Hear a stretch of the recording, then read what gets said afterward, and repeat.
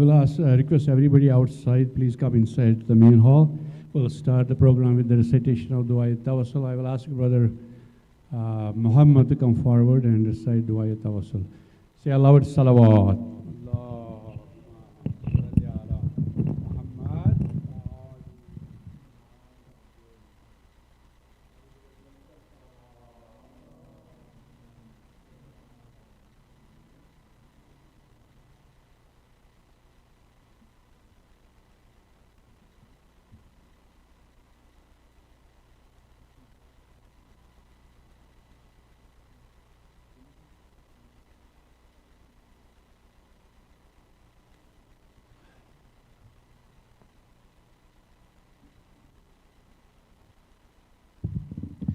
اللهم صل على محمد وآل محمد.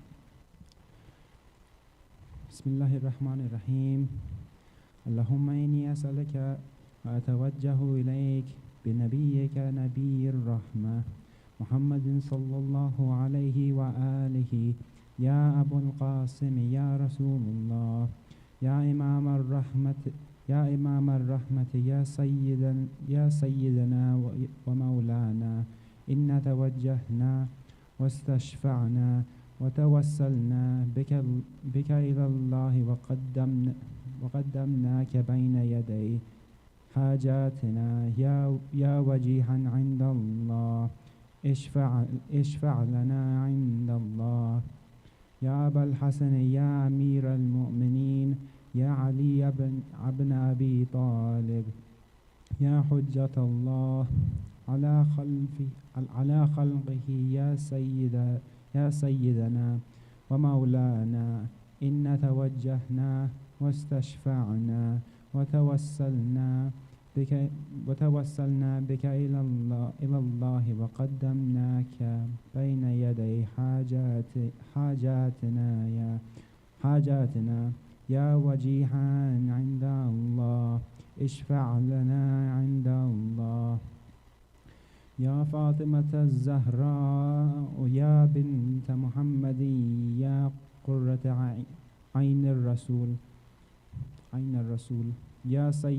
يا سيدتنا ومولاتنا إن توجهنا واستشفعنا وتوسلنا بك إلى الله وقدمناك بين يدي حاجاتنا يا وجيها عند الله اشفع لنا عند الله يا أبا محمد يا حسن بن علي أيها المجتبى يا ابن رسول الله يا حجة الله على خلقه يا سيدنا ومولانا إن توجهنا واستشفعنا وتوسلنا بك إلى الله وقدمناك بين يدي حاجاتنا يا وجيها عند الله اشفع لنا عند الله يا أبا عبد الله يا حسين بن علي يا أيها الشهيد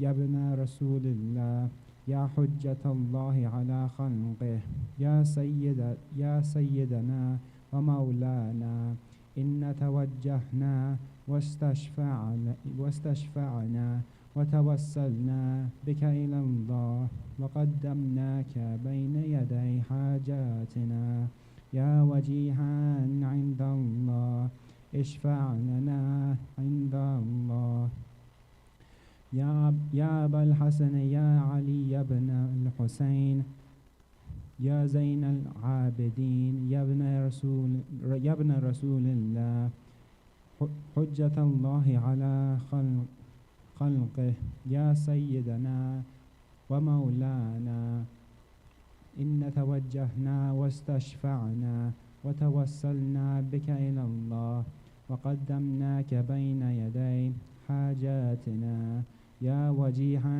عند الله اشفع لنا عند الله يا أبا جعفر يا محمد بن علي أيها الباقر يا ابن رسول الله يا حجة الله على خلقه يا سيدنا ومولانا إن توجهنا واستشفعنا وتوسلنا بك إلى الله وقدمناك بين يدي حاجاتنا يا وجيها عند الله اشفع لنا عند الله يا أبا عبد الله يا جعفر بن محمد أيها الصادق يا ابن رسول الله يا حجة الله على خلقه يا سيدنا ومولانا إن توجهنا واستشفعنا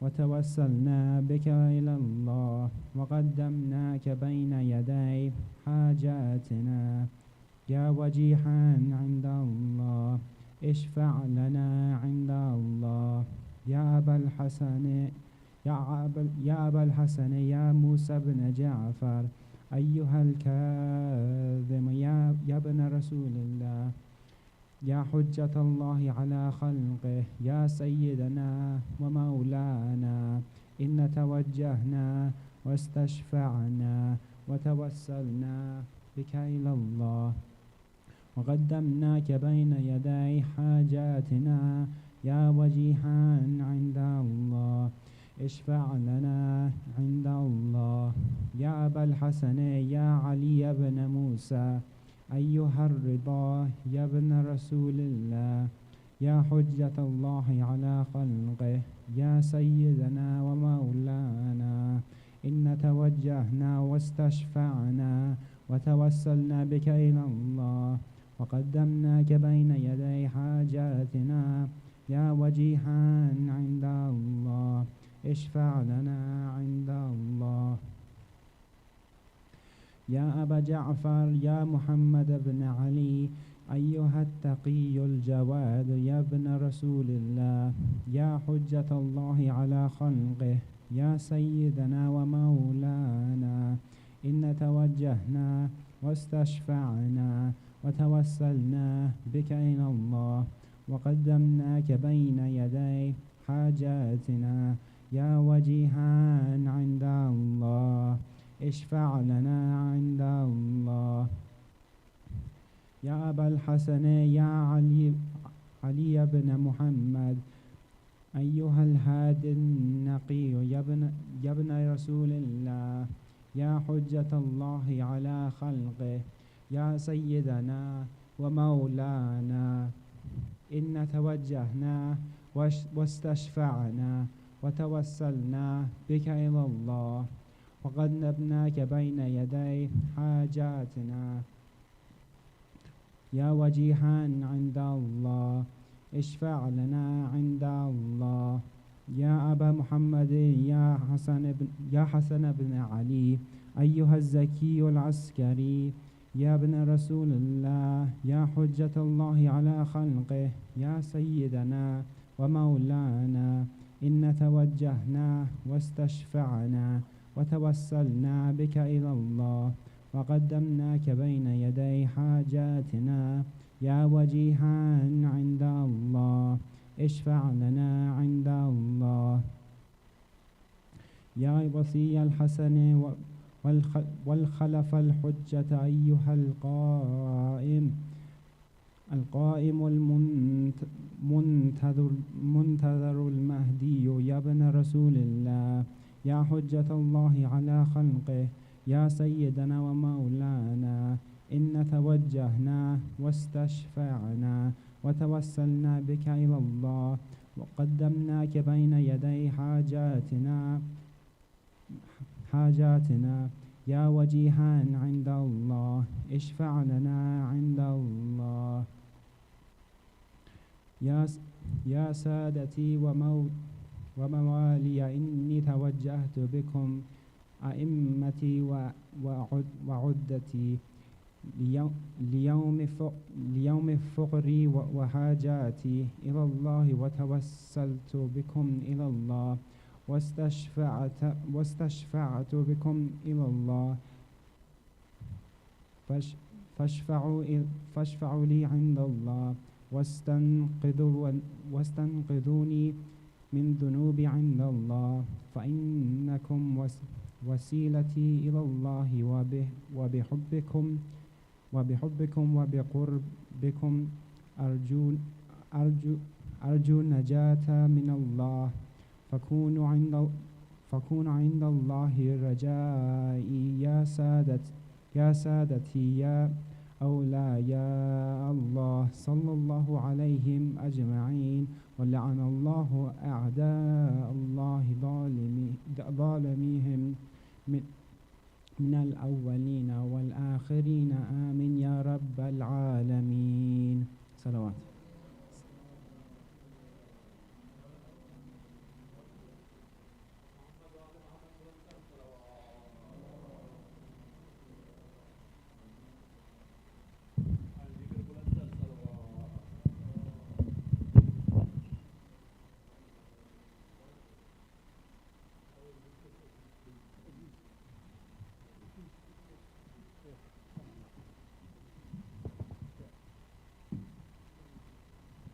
Assalamu alaikum everyone.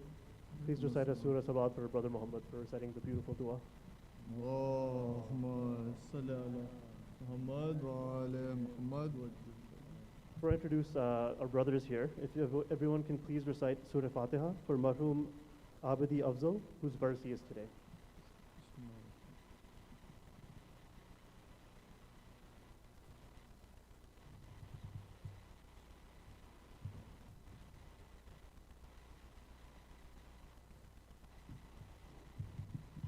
So on behalf of Hussainia's executives and trustees, I'd like to welcome everyone tonight. Thank you so much for coming. And a big warm welcome for Brother Fazal Hussain and Brother Mehdi Jaffri from Houston. Please recite aloud salawat.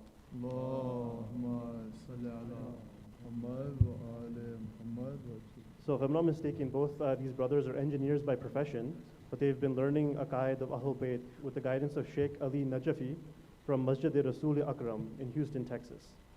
Their organization, which I'm sure they'll talk about, Mehdiya in USA, it's geared towards service to Imam Zaman and preparing for his advent. So I think today's workshop is all about, the active waiting and what we can do in this time period. So if we guys get started, this is not a typical majlis, more of an interactive workshop.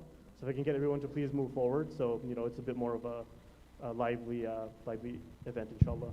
And with that, I'll pass it over to you guys. Thank you so much.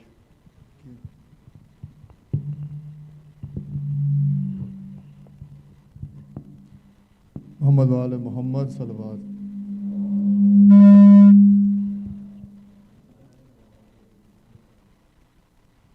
It's nice to see all the brothers here. Many are familiar faces. My name is Mehdi Jaffri. This is Brother Fazal.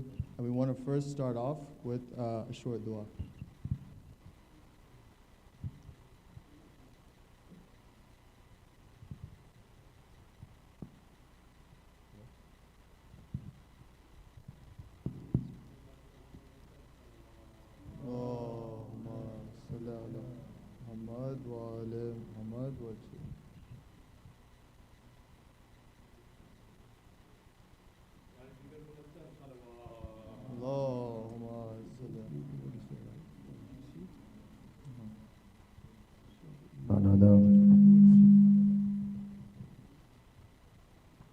صل على محمد وآل محمد.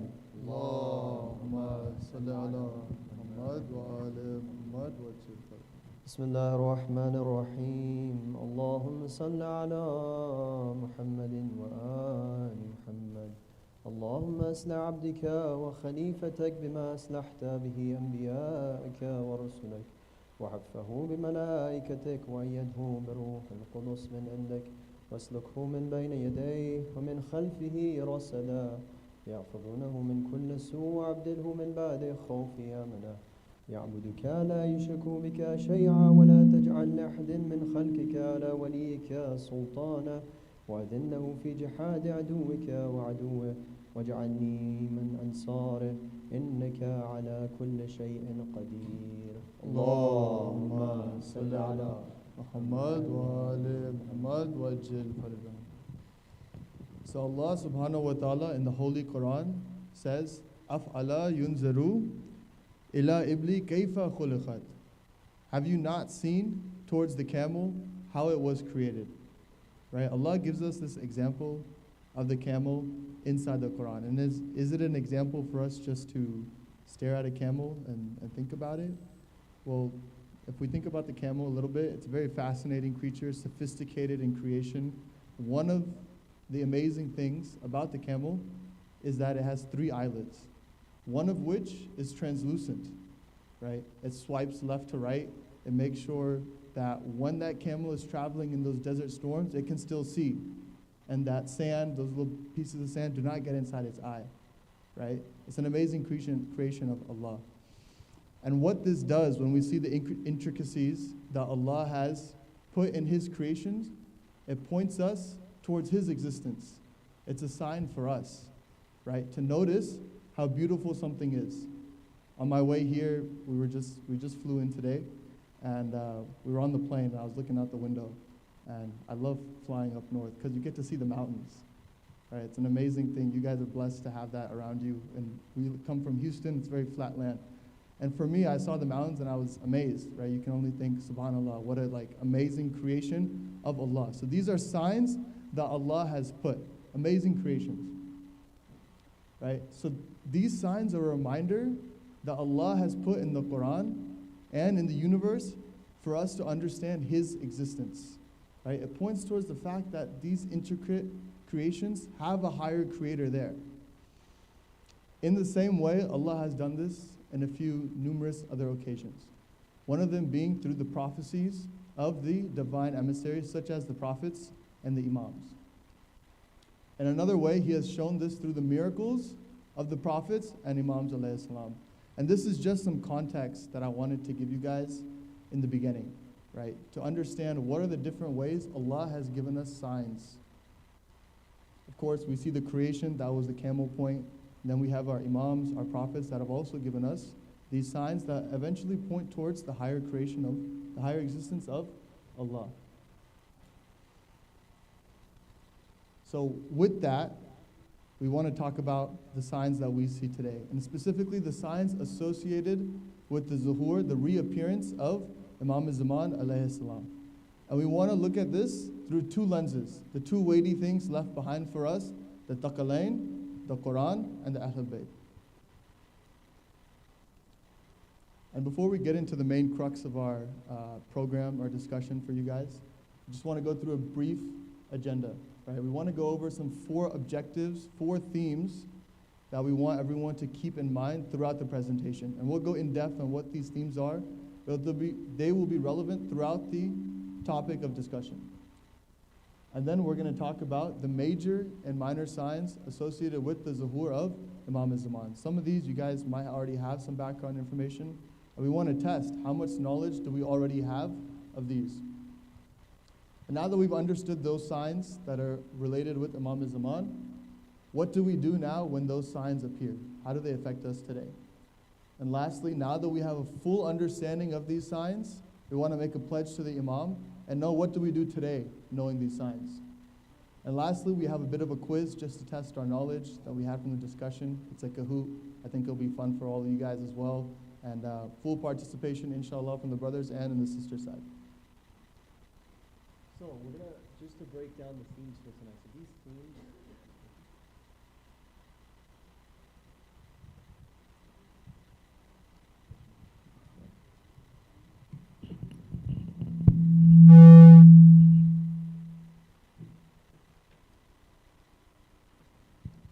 okay, so just to kind of break down the themes for you guys today, we're going to start off by understanding the concept of signs, right? The signs has been the talk of the time with all the political events happening around the world. We want to understand what is a sign. We want to see what the Quran says about the concept of signs, and then we want to see if signs have been used in any other Islamic aspects, right? Okay, so now we want to also, the second point that we want to keep in mind is, are the signs relevant to what's happening today, in this day and age, right? Everyone's talking about the signs, right? And some of the signs are actually, we're seeing some of the signs. And which signs should I specifically pay attention to? So now that if the signs are there, right, we want to ask the question, where is Imam al-Zaman, right? We want to see what is that barrier between us and Imam al-Zaman, right? Are we the people that are causing the delay, right? Or is it something that's, bigger societal level that we want to look at? Finally, we want to leave this program with a better understanding of Imam al-Zaman, better understanding of signs. So we'll go away with some takeaway actions. And we will look exactly what the Imams have told us to do in the time of the ghaiba. So we'll present that to you guys and we'll make a pact with that. Okay, just to kind of recap. So what is the sign? Which are the relevant ones? The barriers to reappearance, and then finally the actionable steps. Okay, so here, starting with the first theme, to understand the concept of signs. We have an ayat from the Quran, Surah Fussilat, verse 53, where Allah says, "Sa'nurihim ayatina fil afaqi wa fi anfusihim." Right, he says, we will show them our signs in the universe and within themselves. Hatta bayyinata lahum annahul haq. Right, until it becomes clear to them that this is the truth. And we've highlighted the word ayat here, because in the Quran many times you'll see the word ayat come in reference to the word signs. Right?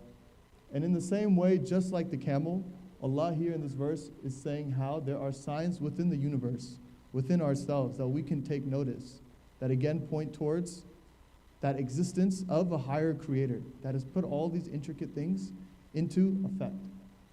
And again, because I'm in Calgary, I've noticed you guys have snow.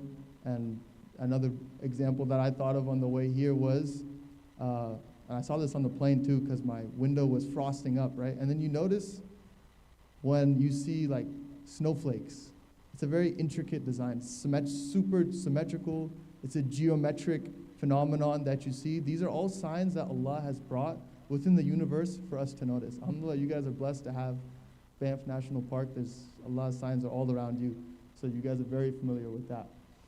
But Allah here is trying to tell us that these signs point towards the truth, and that is His existence. So in the same way that we had Allah put this in the Quran, the proof that there are signs in the universe, He has also used the divine emissaries, the prophets, the Imams. And we want to focus in on 3 of those prophets, starting with Prophet Musa, Prophet Isa, Prophet Muhammad, and look at in which cases did they display signs. In one case we have before the coming of that prophethood, where there was a prophecy associated and the people were told, this prophet will come, the Messiah will come. In another way we have where the prophets display miracles throughout their lifetime to once again show the people that my power is from Allah and my authority comes from Allah subhanahu wa ta'ala. So, like Mehdi said, right? Mike does not like this. Okay, there you go. Okay, so like Mehdi said, we want to see the prophecies of the prophets that have came before, right? And now we're going to look at specifically Prophet Musa alayhi salam. And upon the arrival of Prophet Musa alayhi salam, we see 9 clear signs for Prophet Musa to display his hujjah amongst the people, right? So his divine proof amongst the people. And one, like you guys see in the picture here, right? The staff of Musa alayhi salam, right? And then others, we see his staff turning into a serpent in front of Fir'aun, right? And 9 other ones that were displayed. And then with Prophet Isa alayhi salam, before Prophet Isa even came, Prophet Musa had already told the people that Prophet Isa will come after him, right? So Prophet Isa's advent was already prophesied by the previous prophet. And that was a sign to the people to be aware, to know that there will be another prophet to come, right? And even after Prophet Isa came, he displayed extraordinary miracles, ones that we still hear about till today. Of course, we all know Christmas is celebrated because of the miraculous birth of Prophet Isa. And he displayed so many other miracles. He was able to heal the blind. He was, in the Quran, there's an example how he was able to make the bird from clay. And of course, one of the most famous of Prophet Isa's miracles was raising the dead, right? So these are miracles that Prophet Isa showed the people. And ultimately, these miracles, once again, point towards Allah. And it's a sign for the people to take notice. And lastly, just like Prophet Musa did for him, Prophet Isa then tells the people of the coming of Prophet Muhammad alayhi salam, right? And there's numerous proofs in here. We've put some of the proofs from the Torah in the Injil as well, if you guys are curious to also find out and see those proofs in there. And then we see, before the coming of Prophet Muhammad we see the fire of the Zoroastrian which burned for over 1,000 years, all of a sudden it stops. And then the throne of every king that was on a throne at that time was overthrown. The legitimate, the light of the birth, which came from Hijaz, it's shown all the way to the east, from the west to the east. And then we see also at the time of after Prophet Muhammad came, we see several signs. We see the splitting of the moon, the Holy Quran, for instance, and several others. So all of this is to say, the end point being that Allah has used signs. And it's been something that has been established within our religion, right? From the Quran to the prophets, in the Holy Quran, of course, and then the prophets, and especially through their coming, telling the people that yes, a prophet will come for you in the future. That sign was given beforehand. And of course, through their miracles. And now that we've talked about the prophets, how Prophet Isa gave a sign that Prophet Muhammad will come, now we have an example of how Prophet Muhammad does this for Imam Zaman alayhi salam.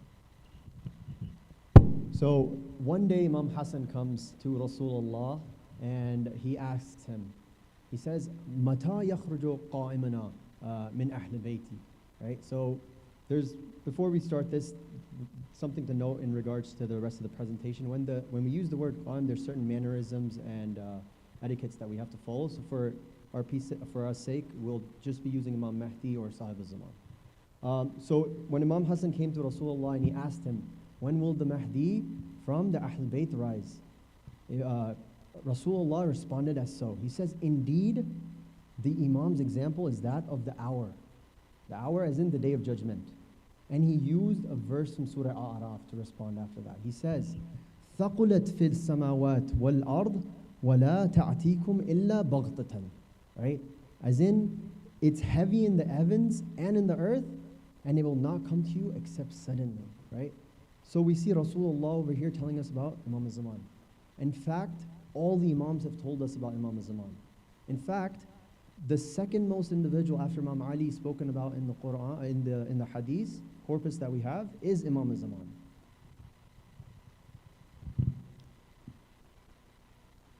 So that's the first objective, right? We wanted to gain context of how are signs used, and of course, kind of transition towards how these are used with Imam Zaman. I kind of want to stop right here, and maybe after each segment or theme objective that we go through, give you all an opportunity to ask some questions. I think there's a good, not super large crowd, but enough to where we can have a real nice discussion if needed. So if you guys have any questions on this first part that we've covered, let me know. No questions? Then we can move forward with Salvat Muhammad wa Ali Muhammad.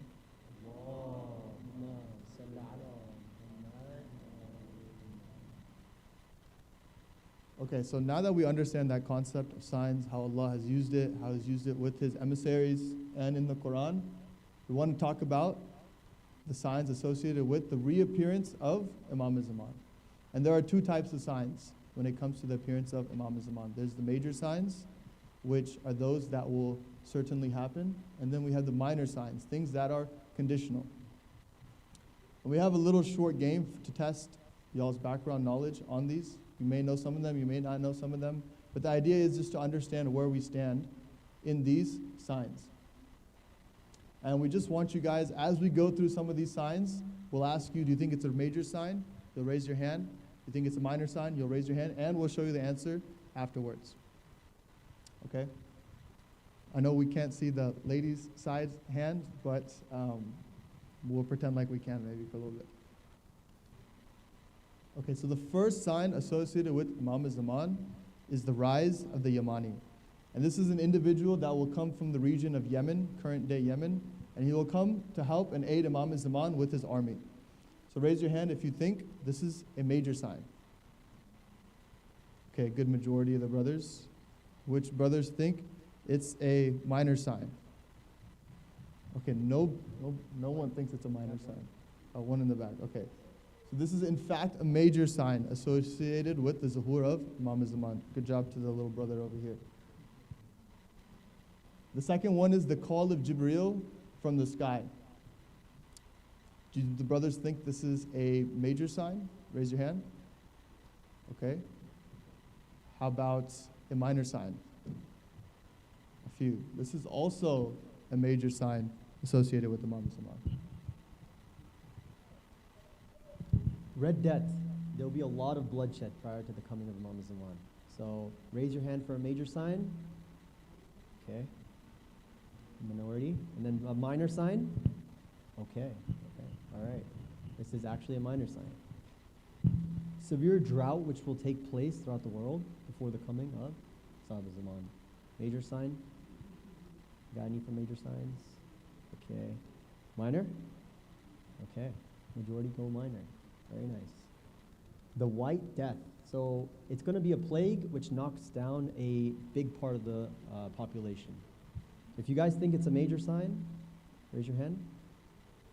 Okay. Minor sign? Majority? Okay.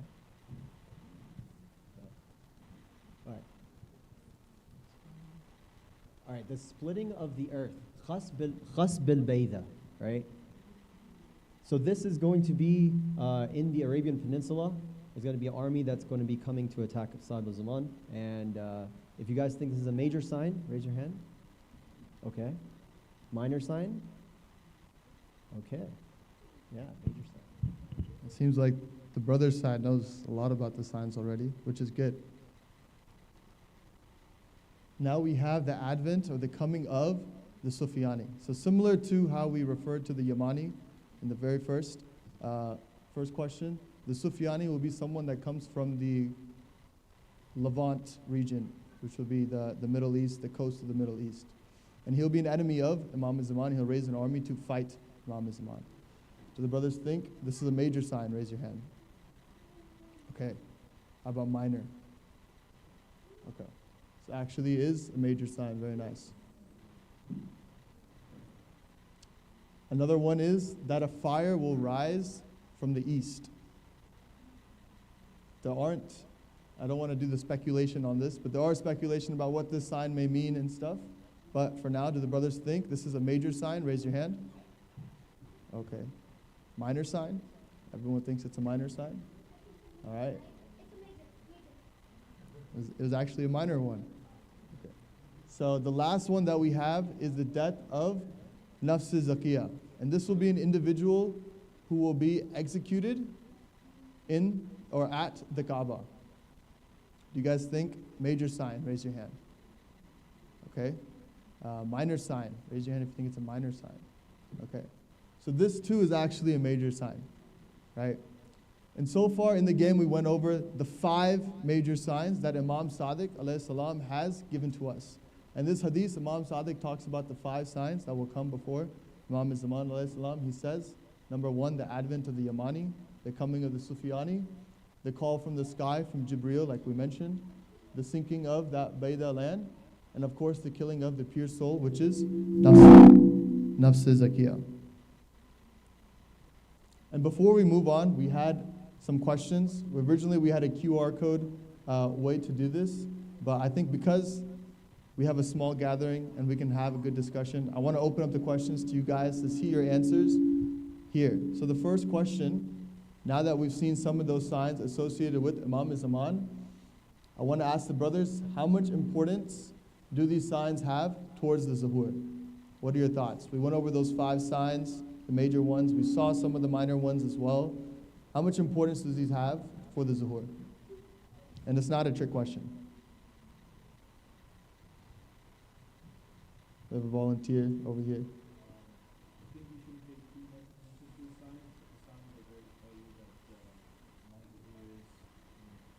Okay.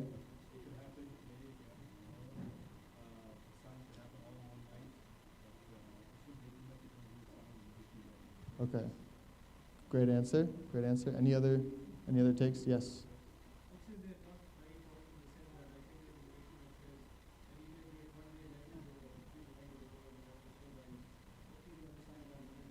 Excellent. Yes, precisely. Great answer. Any other brothers? Sure.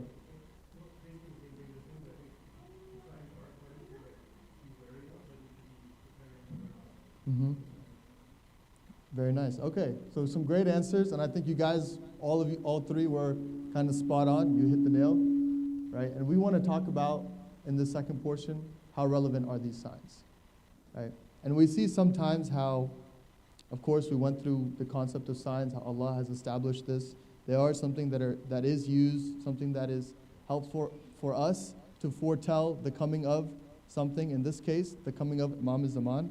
So they do have some importance. But what seems to happen a lot of the times is that we get bogged down in these signs, right? Maybe we read into them a little too much. We do too much analysis on it. And what tends to happen, people come into a bit of a circular argument in regards to the signs, right? And the first part of that argument, or that stage where people enter this cycle, is that people start to see current events in the world happen that they think can be associated with a sign, right? For example, in the last year, we've seen a lot of conflict in the Middle East.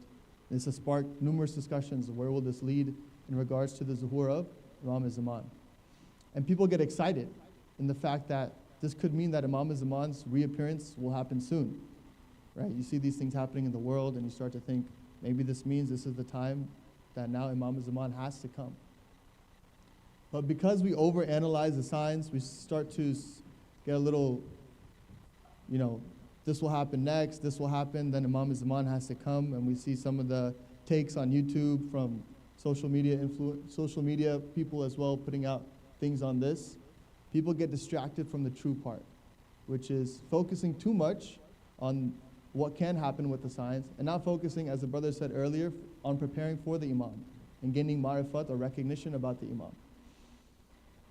And then when these signs happen, and we've seen them throughout history, for example, you had World War I, World War II. In our lifetime, we've seen just recently COVID, and then this conflict, right? We see all these different things happening in the world, and people start to see that all these major things that can be seen as a reason for the Imam to come, and the Imam didn't come then, right?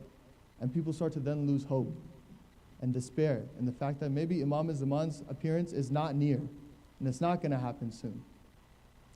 And then once again, maybe World War III will happen, and we'll go through this cycle again, and the general public will start to think like this again and again, right? So this is kind of the cycle that people get into.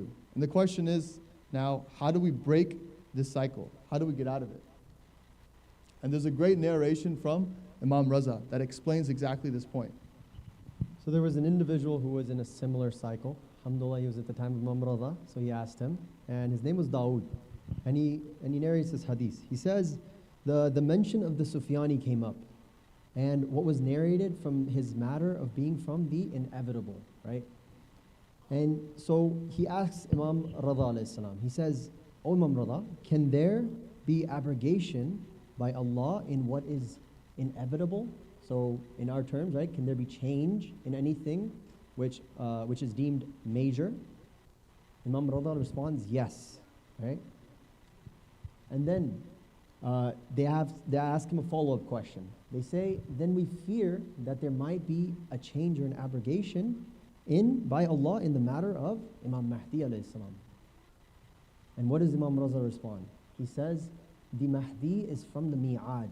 It's from the promise, right? So what Imam Raza over here is kind of pointing us to is, yes, the signs are there, right? They're for us to take heed. But they're not something we need to focus on, right? Imam Zaman is the main focus, right?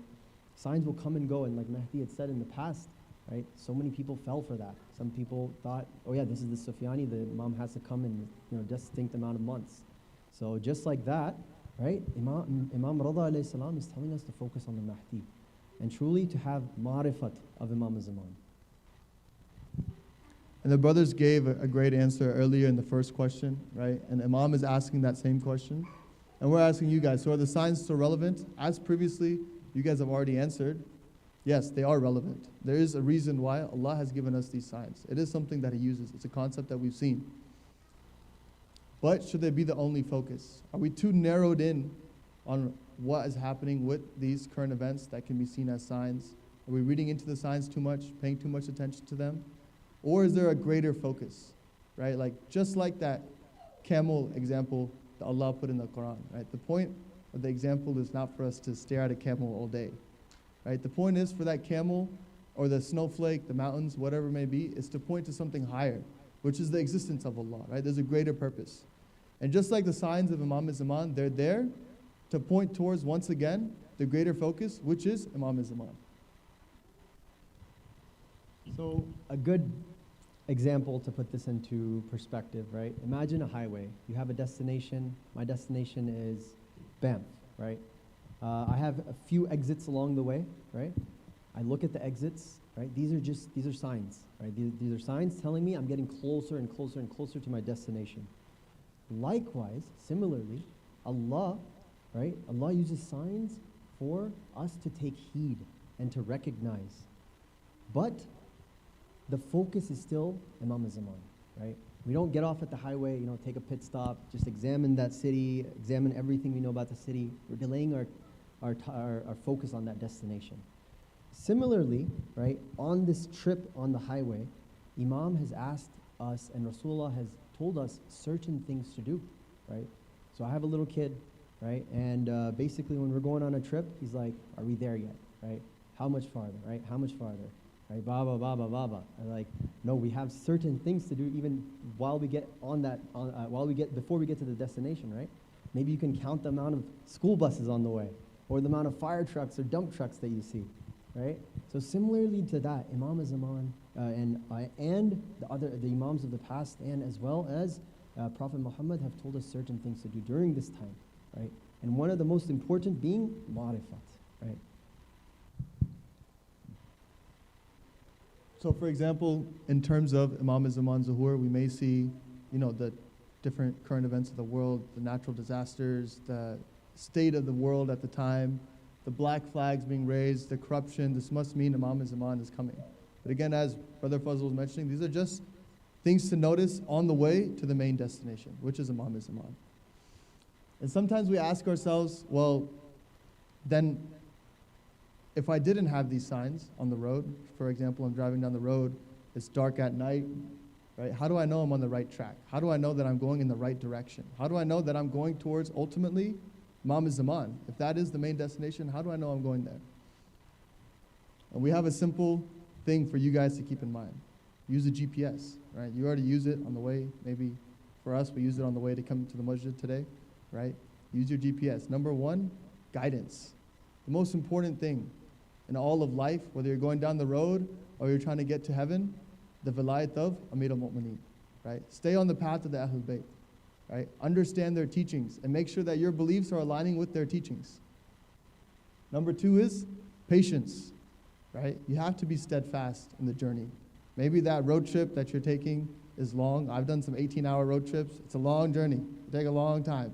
Sometimes you get tired, right? But you have to be steadfast. You got to get to that destination, right? You have to be patient. There's going to be some challenges, but you have to get through it.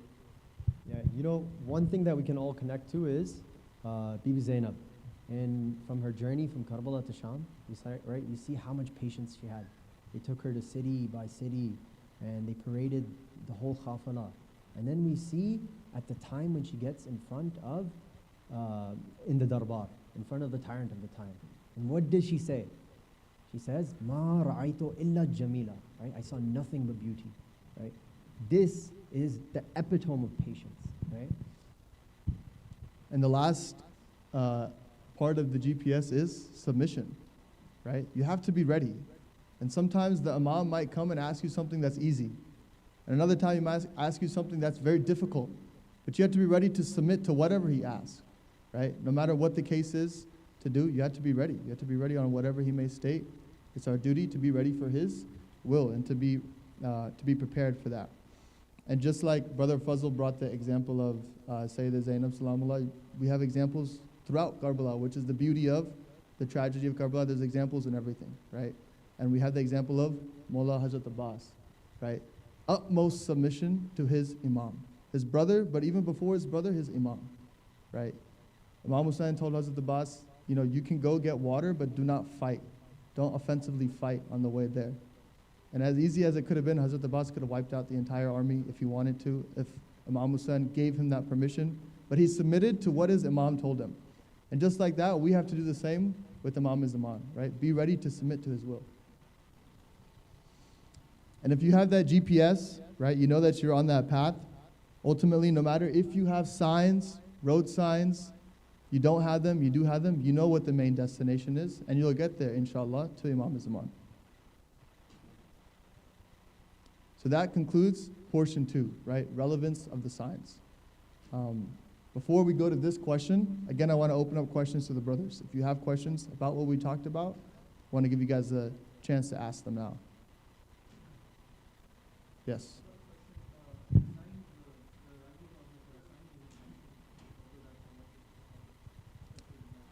It is a very discussed topic, but it's not one of the major 5, right? So the 5 were the ones that we discussed in that hadith from Imam Sadiq alayhi salam. And the Hussainia is a sign, but I think it's categorized mostly as a minor sign because it doesn't come from that hadith of Imam Sadiq. But very good question. Any other questions? Okay. So the next question, and this time you guys will have to answer, will be about this. How do we think now that the current affairs affect the zuhur, the reappearance of Imam Zaman? I want to hear y'all's takes on this question. Yes, brother.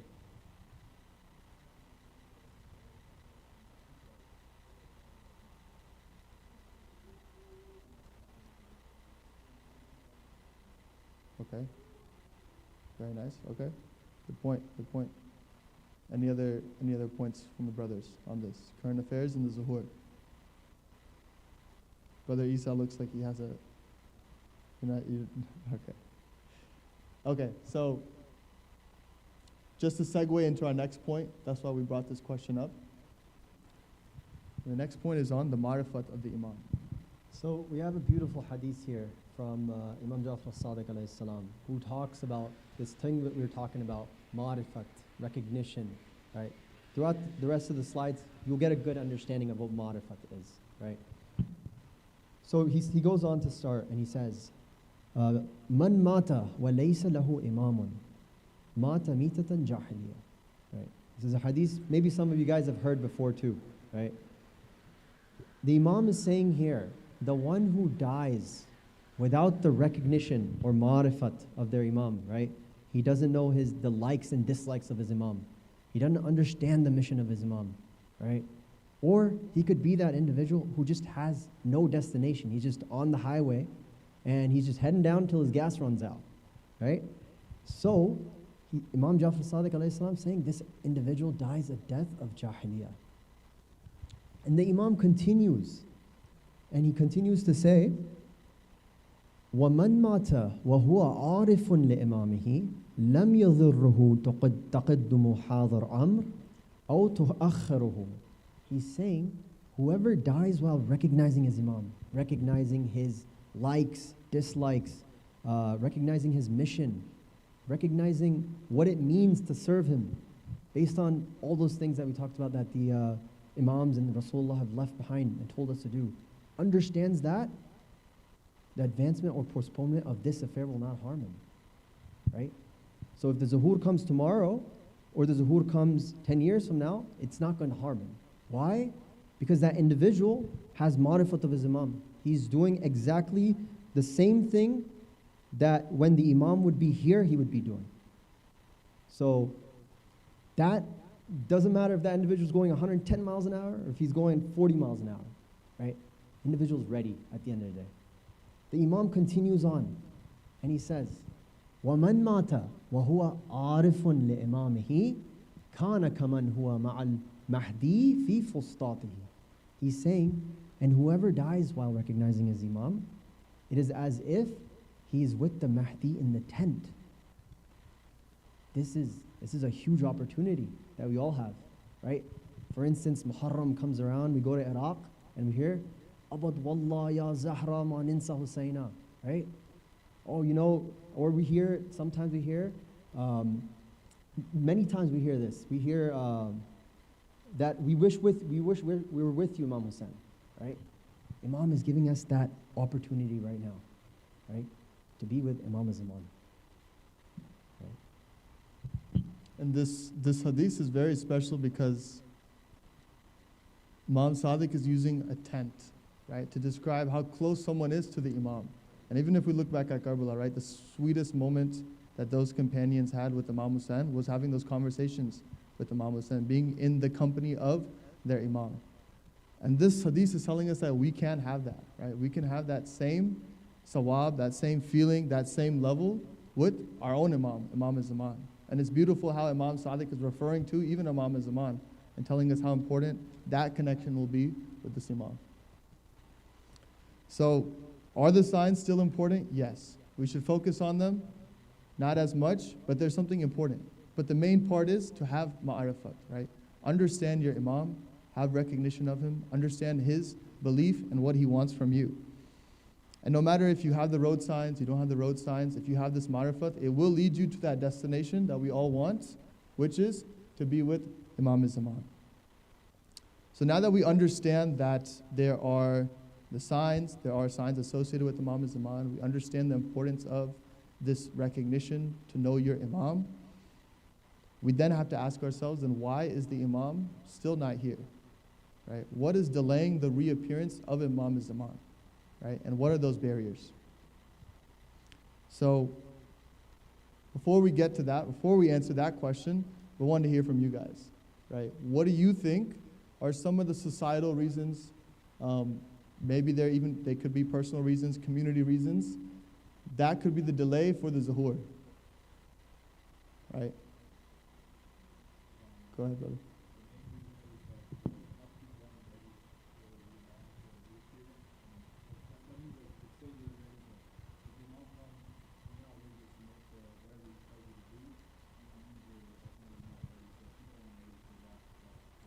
Hassan. No, very nice. So the people aren't ready. Yes.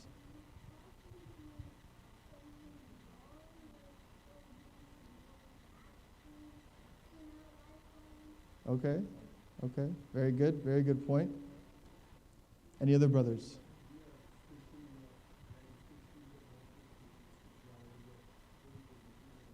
Exactly. Okay, another very good point. Yes.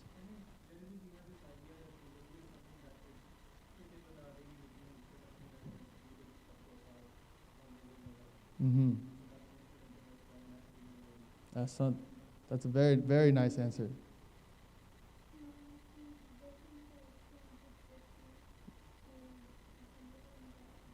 Okay, very nice, right? Imam is waiting for the 313, and I think the brothers gave the answers to why the 313 is maybe not here yet. Another point.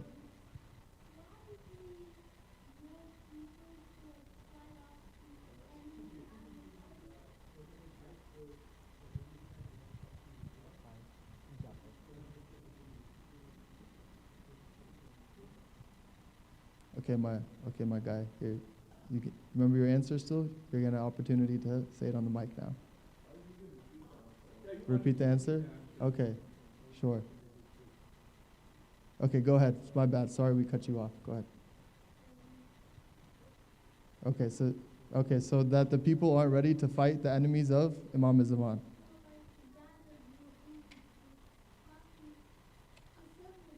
Okay, so the Imam Zaman's Avengers haven't assembled just yet. Okay.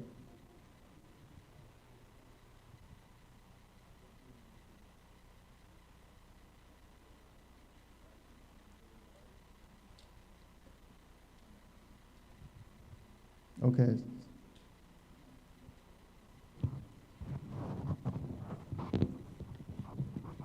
Okay, so we haven't put enough focusing on bettering ourselves, right? And the jihad nafs. Okay. Very nice point. Any other points from the brothers? Very good answers. Sisters' side also has some points. We have the mic for the sisters. If they want to grab the mic, they can also have this on their side and answer some of the questions.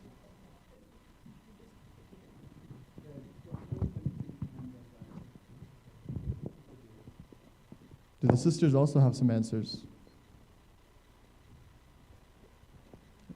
Okay, no answers from the sisters.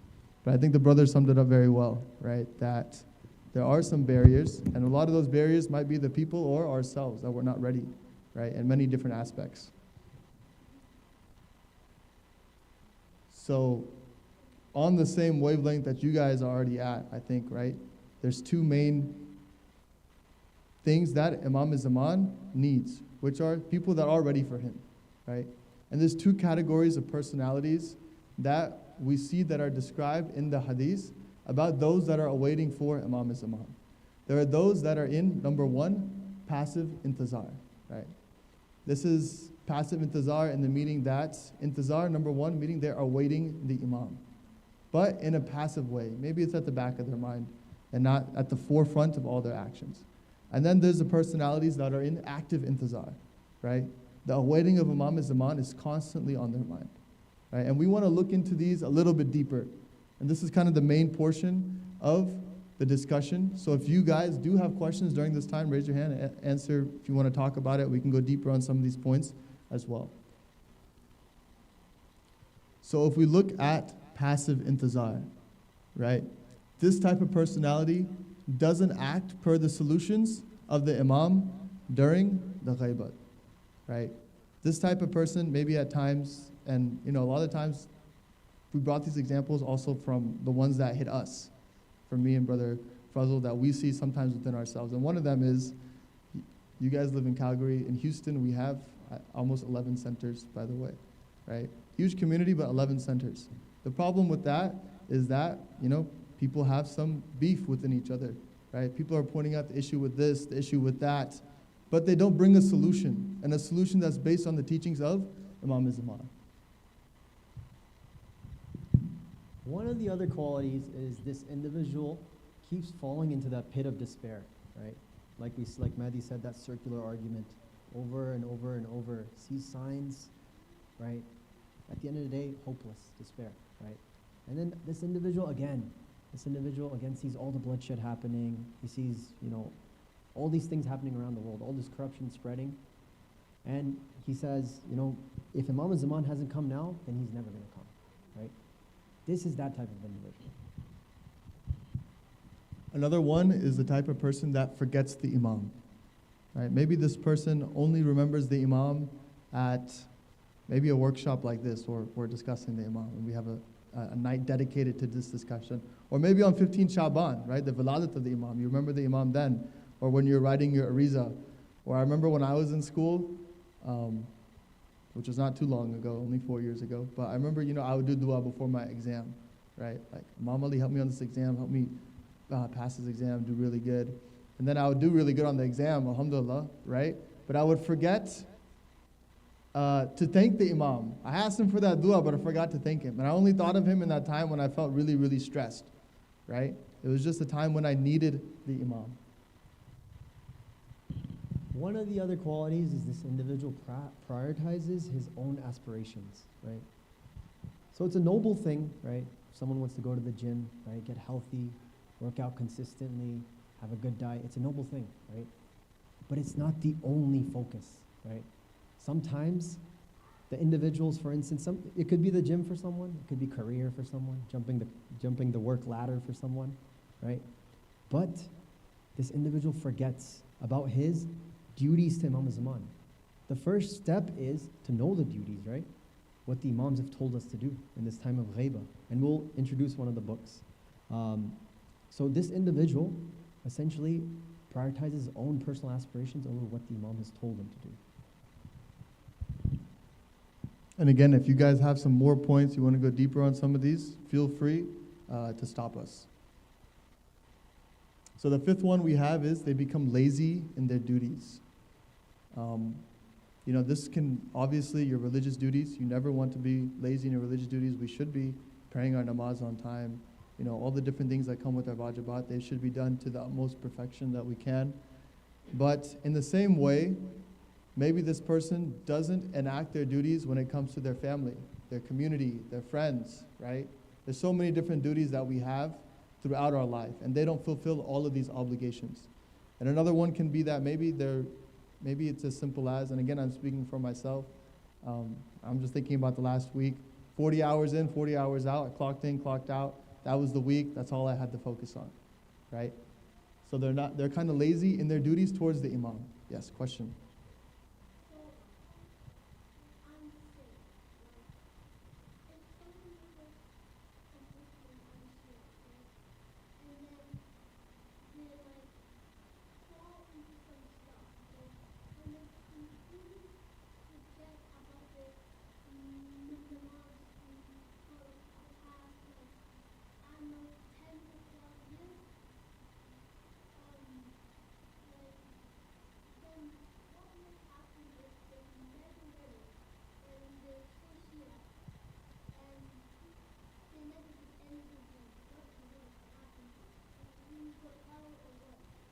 So it's a deep question. So the question we have, brother, what is your name?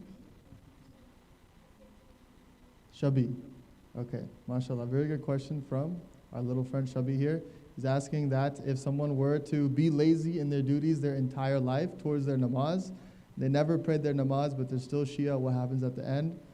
What happens with those sins? That person will, of course, Allah will judge them for those sins, right? But if they have that vilayat of Amir al-Mu'mineen, maybe Allah will forgive them for those sins. Maybe they still have a chance to go to heaven. We don't know how Allah will judge, right? That doesn't mean do not do your wajibat, right? There's many hadiths, especially from Imam Sadiq, that says the true sign of a Shia is the one that takes his, specifically, namaz seriously, right? Very important point, yes.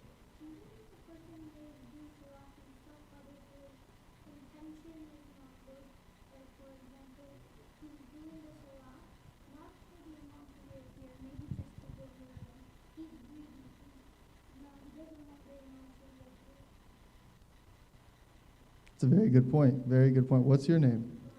Wahad. All right. Calgary's got some bright future ahead of them, it looks like. Very good points. Yeah.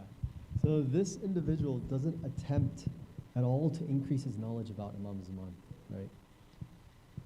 This individual, 9 to 5, back home, responsibilities, yeah, back home, the cycle just repeats and repeats and repeats, right? But this individual doesn't have any sort of strive. He doesn't go to classes. He doesn't increase his knowledge level other than what he has taken in Sunday school, right? He doesn't make a sincere intention and effort.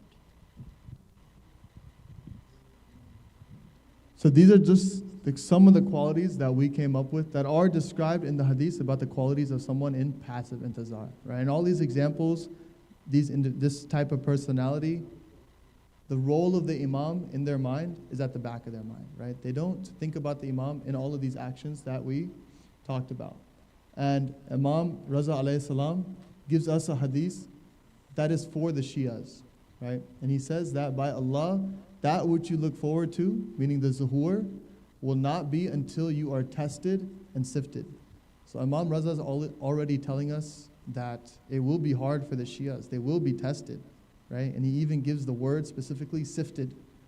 And he goes further and he says, until none of you remains save the least and the least, right? You'll be sifted until there are very few left, right? And the sifting example that the Imam specifically mentions here is very interesting. If we think about it, you have like the gold rush back in the day, right? People would go into the water, they'd have their sifters, their weaves, get the gravel, look, sift for weeks, months, till they found one piece of gold, right? That's the type of test that the Shias will be put through, that Imam Raza is describing, right? Until the Imam has those 313 golden nuggets, right? Eventually is what he needs. But it will be hard. There will be a lot of tests. Yeah, you know, as the ghaibat becomes longer and longer and longer, more and more people doubt the existence of Imam Zaman. They doubt, you know, all this, our Judd said he was coming and he didn't come. So the test will become harder and harder, right? So the true Shias will shine. We see this in the time of the Bani Israel, right? We see it in the time of all the Imams, right? Even after Rasulullah, we see this. Yeah. Even another point to add to this, just because I thought of the Hazrat Abbas example earlier, right? Imam Hussain, in the same way, his people were also tested. Thousands of people gave letters to Imam Hussain saying, Imam, come help us, right? We're there for you. But it only took 72, right? Imam just needed 72 to make his mission possible, right? And just like that, those 72 were the ones that were tested, tried, right? And then they were given the opportunity to be with their Imam. So those were all passive intizar, right? So now we have the opposite spectrum, which is active intizar. And before we get into those qualities, we want to ask you guys, what are the qualities that you guys think is someone that does active intizar?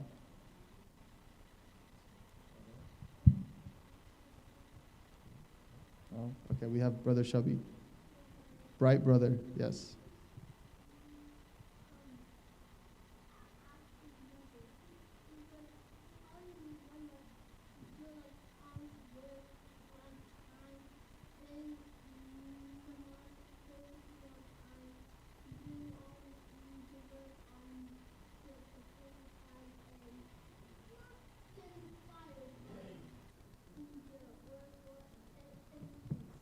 Hassan. So Brother Shabi is saying that they are precise and they have prioritized their work. Okay. Yes. Okay, so focusing on the branches and roots of our religion. Any other points from the brothers? Yes, Tarab.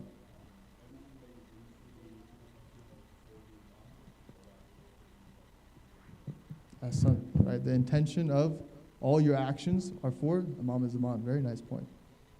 Any other points? No? Okay. So let's take a look. Right. Okay, so this individual, most of you guys are already on this wave, right? Feels the presence of Imam Zaman, right? There's a hadith that we have from the Imam that says, يَرَوْنَهُ وَلَا يَعْرِفُونَهُ. As in, they see the Imam, but they don't recognize him. As in, he walks within their markets. The hadith says he walks within the carpets. So that much proximity to the Imam, right? Imagine that. But they don't recognize him. But this individual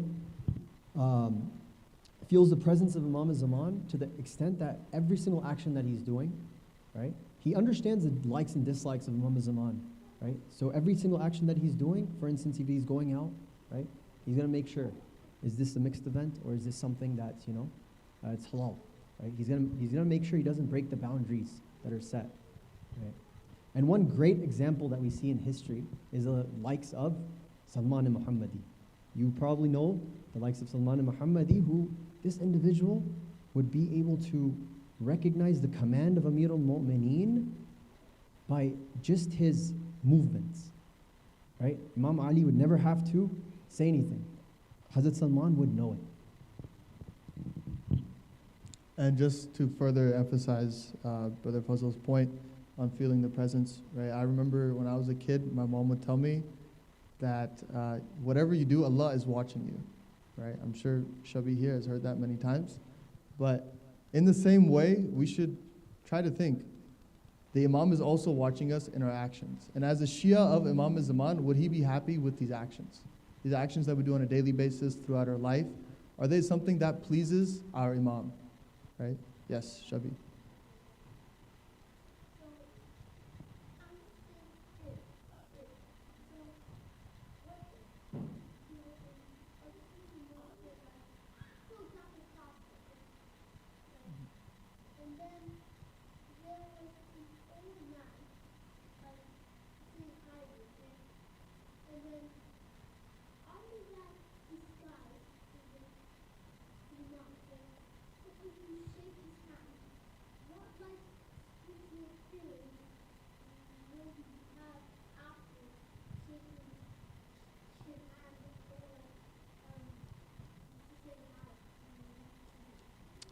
So Brother Shabi's question for the sisters is, if I was in my normal daily life, maybe I went grocery shopping and I happened to say salam to the Imam, what would be that feeling? Shabi, if I ever know that feeling and meet the Imam, I will surely let you know. But I don't think I have been able to have that just yet. Inshallah, I hope you get that opportunity, and so do I. Okay, so the second type of person is the one that prioritizes their duties towards the Imam, right? Every action they do, every priority in their life is for the Imam, just like Durab had mentioned before, right? And he understands what those duties are, right? if you want to prioritize the duties, you first have to know what are your duties towards the Imam, right? And that was one of the points about Ma'rifat. Do you know the mission of the Imam, what he's asking from you? Or are you making that the priority in your life, right? So I think if I look at some personal examples, do we value school over Islamic studies, right? And I spend so much time, hours studying for my exams to get my degree.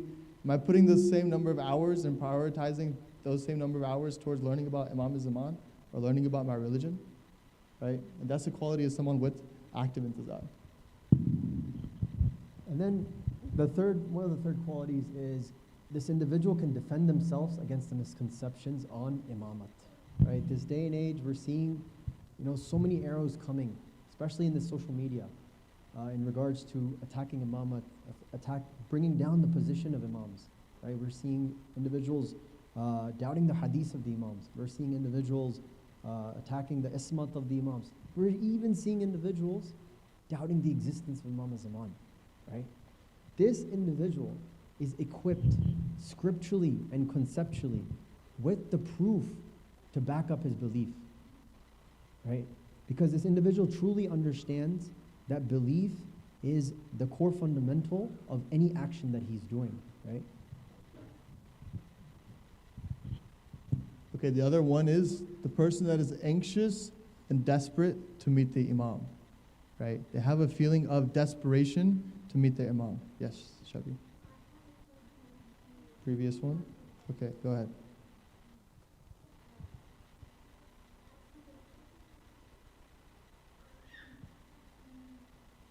If you have a question on any of these, you can ask any question. No? Okay. Okay, go ahead.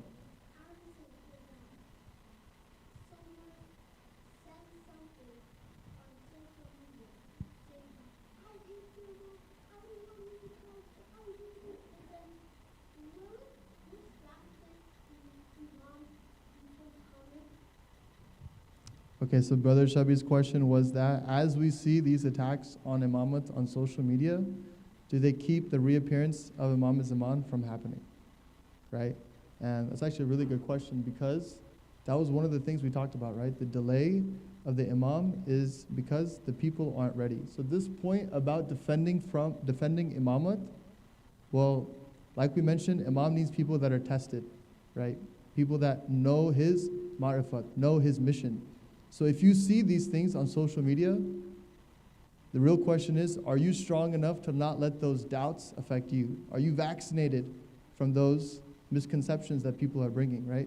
Those are the types of people Imam needs. And when he has those people, then inshallah he can come. Full of questions, yes. Imam.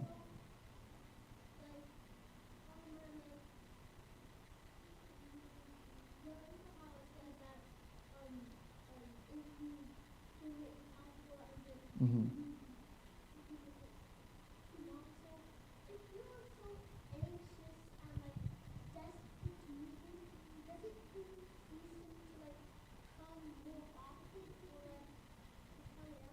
Very good point. So Brother Shabi has already hit the point right here actually, right? Imam needs people that are desperate to meet him, right? That are anxious. They have a feeling of longing. That's a sign of a true believer of the Imam, and that's what he needs, right? So inshallah, yeah, we have people with full desperation that they feel like they're connected to their Imam, they miss their Imam, and inshallah the Imam will return. And to further go on this point, right? Again, we both were traveling here. Our spouses, our parents, siblings, they're texting me, when you're gonna land, let us know when you left to the airport, when you landed, when you got to your destination, right? There's a checkup along the entire journey. And oh my God, if there's so many checkups, I'm like, just look at my location at that point, right? But the point is that they are so anxious to know about our safety that they're willing to check up every 5 minutes, right? Your parents text you at midnight, where are you? Darab, why are you still not home? Right? Your parents are asking you, and it's a blessing that they're asking you, right? Now, do we have this same feeling that our parents have towards us, towards our Imam? Are we thinking, where is our Imam every single time that we're not with him? Do we have that desperation to meet him? That's the quality of someone in active intizar, right? That's a constant thought throughout their head. Actually, Imam Rida says just that, right? He describes Imam al-Zaman like a friendly brother who takes care of you, right? Or a sensitive mother towards her young child, right? That's the love that Imam al-Zaman has towards us, the Shias of Imam al-Zaman, right?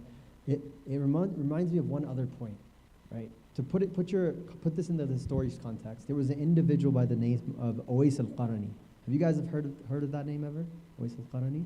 Okay, so this individual, he was in the time of Rasulullah, and he had heard about Rasulullah, and he believed in Rasulullah, and he'd always had this anxiety and desperation to go see him, but he had a huge barrier in front of him, right? He had a sick mother that he would have to attend to at all times. But then this one day, he got an opportunity from her to go visit Rasulullah, but only for one day.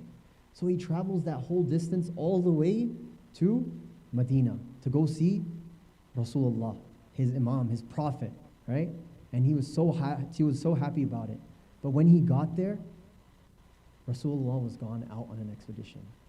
And he had to fulfill his promise to his mother, so he went right back.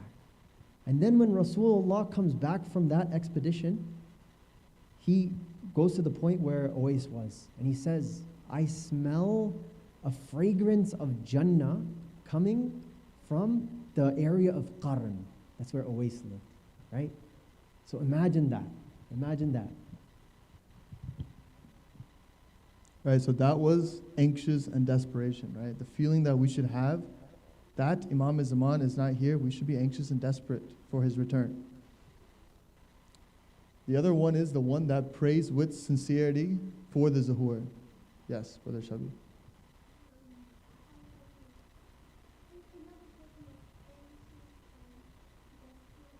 Okay.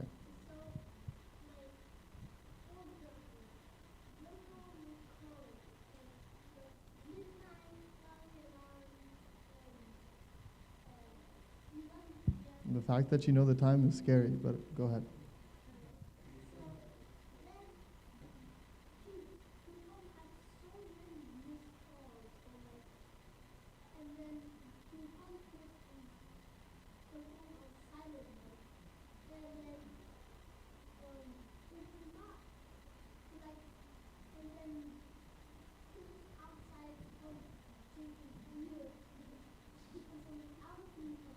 Mm-hmm.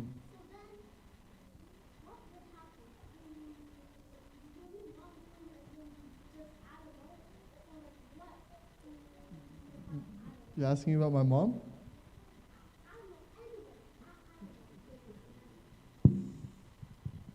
Not sure what my mom would do. I haven't gotten into that yet. But the point is that the same way that your mom was bugging you that whole night and concerned about you that whole night is how you should feel about Imam al-Zaman, right? The fact that he's not with you, right? And so the next point was about how that person now prays with sincerity for the zuhur, for the reappearance of Imam al-Zaman, right? Because they feel so desperate, anxious, they pray with so much heart, right, in their du'as for the Imam, that the Imam feels their connection, right? And it's a special thing to have sincerity. And the example, Brother Wahad, I'll answer your question right after this, is another hadith from Imam Sadiq where he describes the situation of Bani Israel, which is, the entire Quran is filled with stories of Bani Israel, right? And there's a tafsir for Imam Sadiq where he says that on one night, after so much affliction and hardship, Bani Israel decided they will all take to the desert. They'll all go into the desert. The women, the children, the men, all of them together. For 40 nights, they prayed constantly with desperation, with anxiety to see Prophet Musa, the promised prophet, to come and save them, right? With sincerity. And Allah gave the people of Bani Israel, Prophet Musa, 170 years before he was supposed to originally come, right? So Allah hastened the reappearance of Prophet Musa for the people of Bani Israel. So in the same way, if we all had sincerity, right, maybe Imam al-Zaman would already be here, right? Maybe his reappearance would have already happened. And that's one of the key things, right? Someone has active intizar and they're doing this, and if we all do this collectively like Bani Israel, maybe we go out to the mountains of Banff, but we all do that, maybe Imam Zaman will come, right? Okay, yes.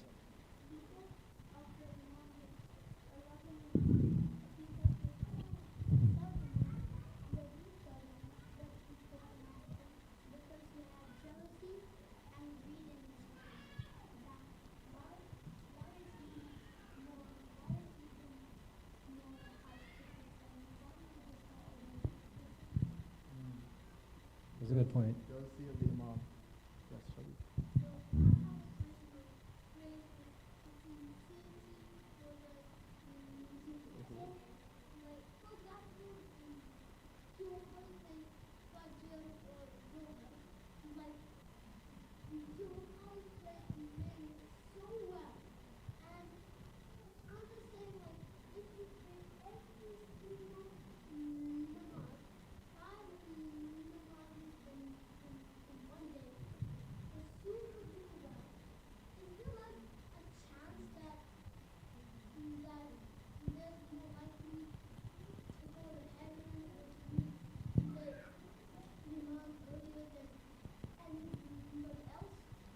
Okay, so Shabi, let me put it into perspective, right? By this point, I get your point about, praying namaz very sincerely, being able to meet your Imam, right? But this sincerity is a type of sincerity where imagine you were stuck in a situation. You were on a trek in the mountains in Banff, and you fell into, Khuda na kune, right? Fell into like a little ridge where no one can hear you, where no one can even see you, right? It's so dark, pitch dark, and the top is only being covered by snow. At that point, who are you going to call out to? Ahsant, right?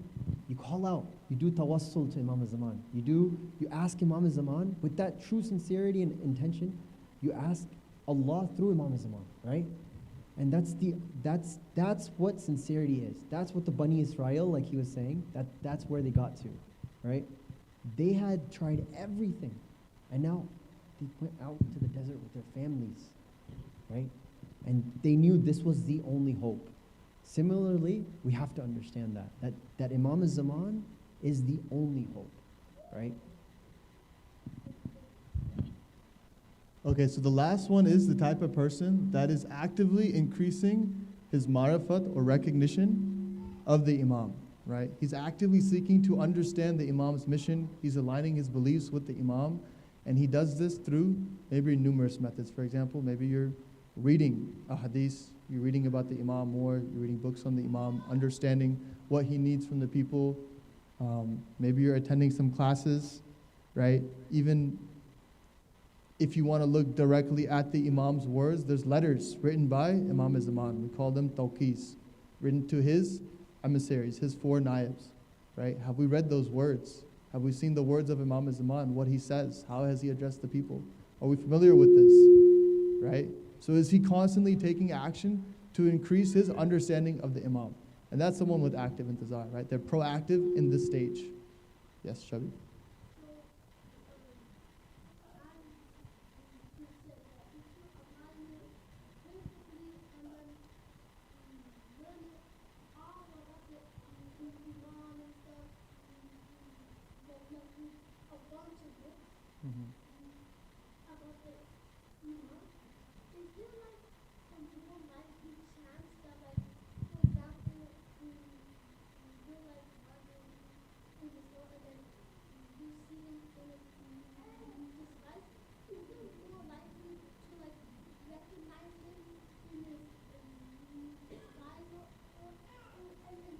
Hassan, that's a very good question, right? If you increase your marifat in the Imam, then for sure when he appears, maybe even before, you will be able to tell that this is the Imam, right? If you have that understanding of this is how my Imam will be.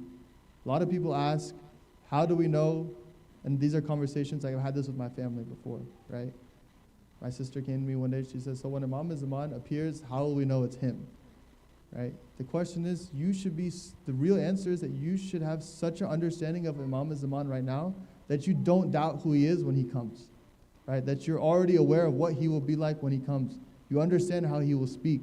You understand what he will say. You understand his beliefs, right? So that when he comes, you know it's him, right? And that can only be done through increasing your ma'rifat, right? Increasing your understanding of the Imam throughout your life, right?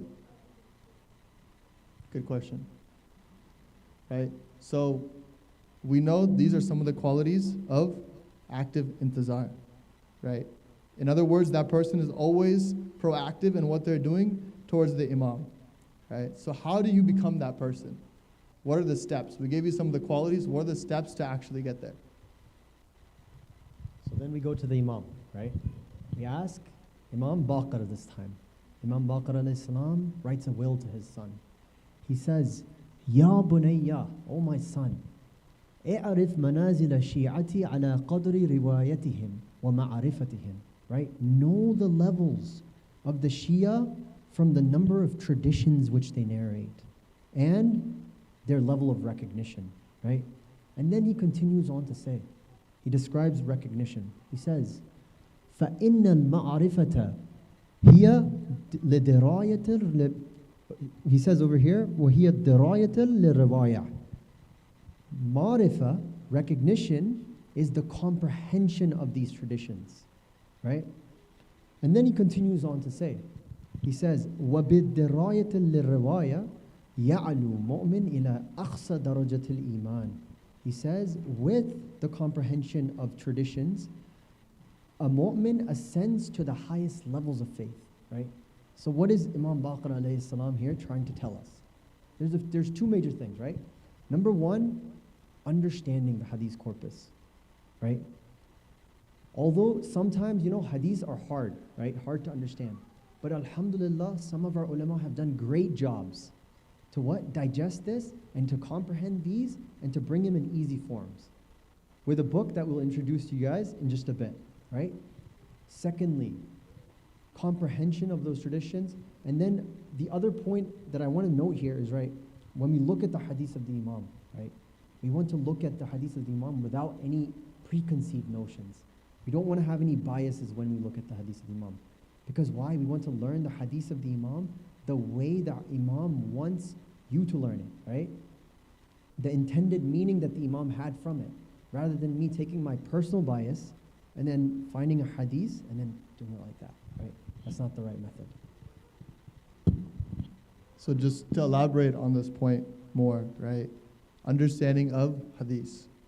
One of the main things that Imam is telling us to do that will help you climb levels in faith. And it might seem like a daunting task, but if you think about it, you guys already know so many common ones. Man kunta mawla, fahaz Ali and mawla. Right? Hussain minni wa ana min al-Hussain. Ali, ana madinatul ilm wa Ali. There's so many that you guys already know. Right? Now it's just increasing, understanding more, knowing more, right? Increasing those levels. And if I were to put in arbitrary numbers, right? Not my numbers, not the Imams, 10 hadiths, maybe you're coming to be a level 1 Shia, right? 50 hadiths, maybe you're at level 2 now. 100, maybe you get to level 3, and maybe you keep going, right? It's an unlimited scale that you can know. There's many books, there's many hadiths, there's many concepts to learn from the Imams, and it's a long journey to go, right? Of course, as you're learning all these hadiths, you're reading them, you have to have a deep understanding, understand the concepts, right? And that's where our ulama help us with these concepts. They have written books that compile these hadiths to break down the concepts. Yes.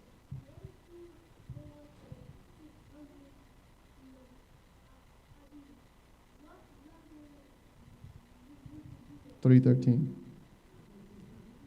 I think that's where you're headed, which is really good, right? So we looked at the Imam giving us the answer of someone in active intizar, right? Which is through the comprehension and understanding of hadith. Now we have another hadith from Prophet Muhammad that expands on this concept.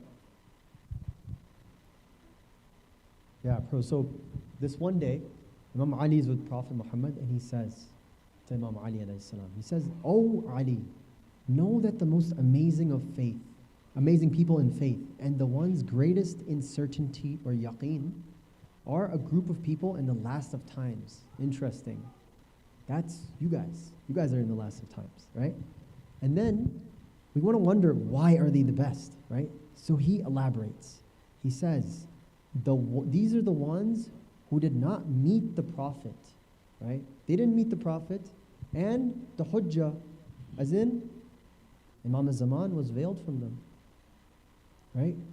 And he continues on to say, why? Because they will believe the black over the white. What do you guys think the black over the white means?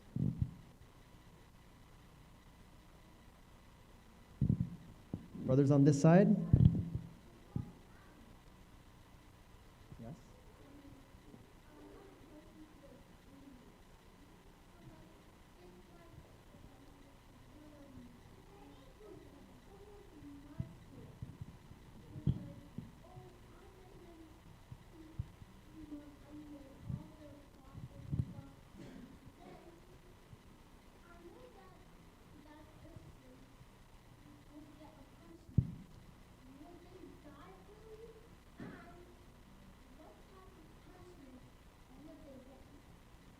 That's a very deep question that we'll have to finish off after this.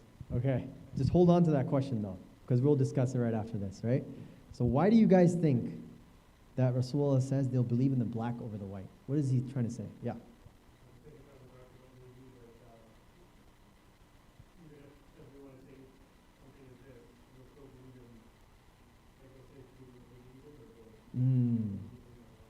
That's a good take. Anyone else? Anyone from the sister's side? Right, so the answer here is Prophet Muhammad is referring to the hadith, right? The pen over the paper, the written words of the Imam, right? The hadith. So black over white is how he describes that, right? And so, again, Prophet Muhammad here is emphasizing the importance of hadith. And he's emphasizing this to Imam Ali. He's telling Imam Ali this, right? That this will be those people that they do not see us, right? They didn't have an opportunity to be with us, to be with their Imam. But they had what? They had the words of the Imams, right? They still had access to the hadith. And Prophet Muhammad, if I go to the next slide right here, is that these people had yaqeen, certainty in those words, right? They were able to submit to them. Yeah, and then, we see oftentimes that even throughout, the history of even Bibi Fatima and Rasulullah, we see individuals that traveled, that were with Rasulullah from the beginning. They did hijrah with Rasulullah. Even at the time of Rasulullah's death, they doubted him, right? But Rasulullah is saying that's why these individuals in this time will be the greatest, right? So, active intizar, right? We went over a couple of key points. Number one being those hadiths that we looked at, saying to study the traditions and sayings of the Imam. Comprehend them, right? Have a deep understanding of them. Ponder upon them. Learn about it. Learn about the concepts behind them, right? And of course, as you're doing that, the main thing throughout an entire journey is to pray to Allah to continue this effort, to continue that opportunity. And of course, one of the main points of active intizar was to pray for the Imam for his reappearance, right? And have him as the main priority. So with all these things, putting all these things into effect, now you're someone that will be doing active intizar. And alhamdulillah, it looks like a lot of the brothers here are already on that path. Yes, Shabi. Okay.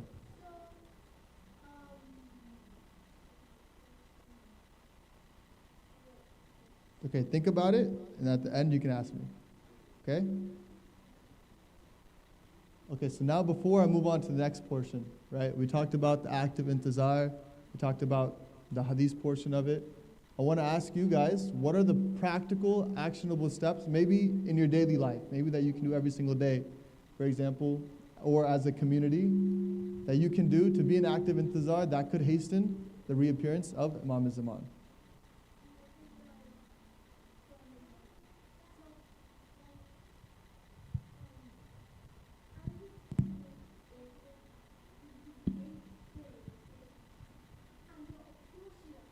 Brother Shabi is giving you guys an opportunity to think about this question right now. Go ahead.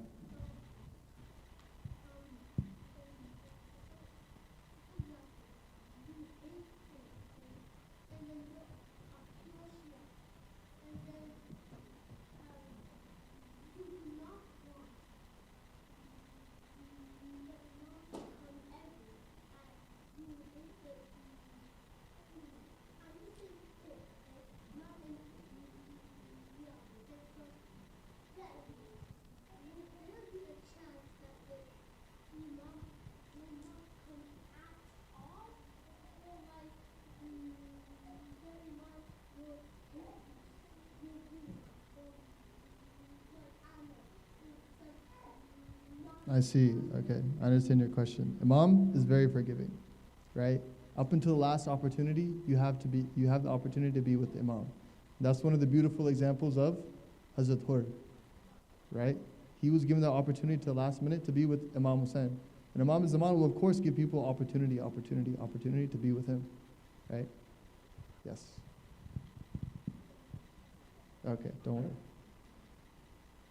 Okay, so back to this question, right? What are the actionable steps that you guys think are something you can do now, right? Individually, as a community, yes.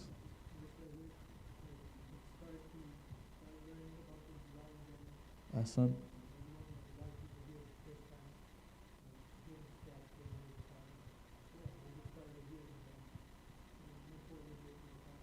Okay, very nice. So attending things that can help you understand the concepts behind Imam Zaman was the answer. Very nice.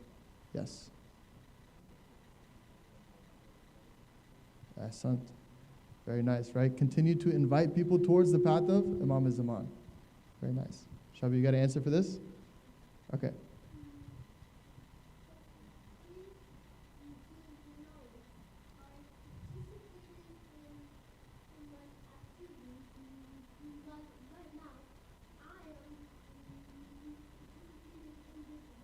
Mm-hmm.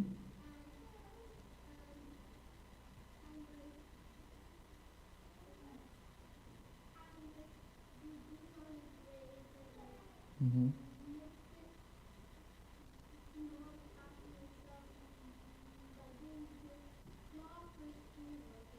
Okay, so do the things to the best of your ability, like how you're sitting here today and in your school. Good answer. Okay. Yes. Okay. So helping to have another place for the Shias to gather. Okay, so the place that people don't have masjids to go to, give them that opportunity. Very good point. Really nice. Yes.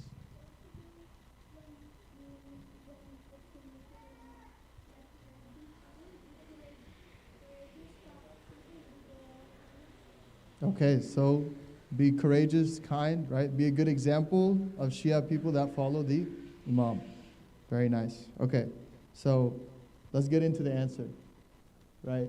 And the question is now what, right? What are the actionable steps that you take? We learned about all these different concepts. We learned about the hadith point, studying the traditions, right? But what are the steps that we can take every single day, right? That you can do that helps you get towards that path, right? And the first one is to realize your connection with the Imam, right? We mentioned in that active intizar point how that person feels the presence of the Imam. And feeling the presence of the Imam is you building a connection with him, right? And in this can be simple as maybe it's du'as. We had the brother recite du'a tawassul. Right? This is a form for us. If we read the translation of du'a tawassul, it's about taking intercession through the imams, right? Building that connection through them, right? Maybe it's a ziyarat. Maybe it's something simple as you talking to the imam, right? The imam is there. He understands what his Shia are happening on a daily basis. He knows the problems of the Shia. Maybe as simple as having a conversation, telling him about your day, telling him about your problems, right? So that's step one. And another point to this is to have a niyat to be with the imam, right? If you make that intention that I want to be with the imam, that's the first step of building a connection. Yeah.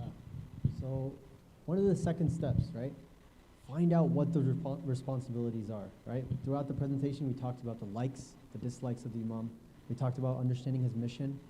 And this can be done through a really good book by Ayatollah Taqi Musavi Isfahani by the name of Mikyal al-Muqarran, Volume 2. Right? So this brings about 80 responsibilities from the hadith of the Ahl Bayt, and they're things that we can implement throughout our daily lives, right? And it's over here after the program if you would like to come check it out.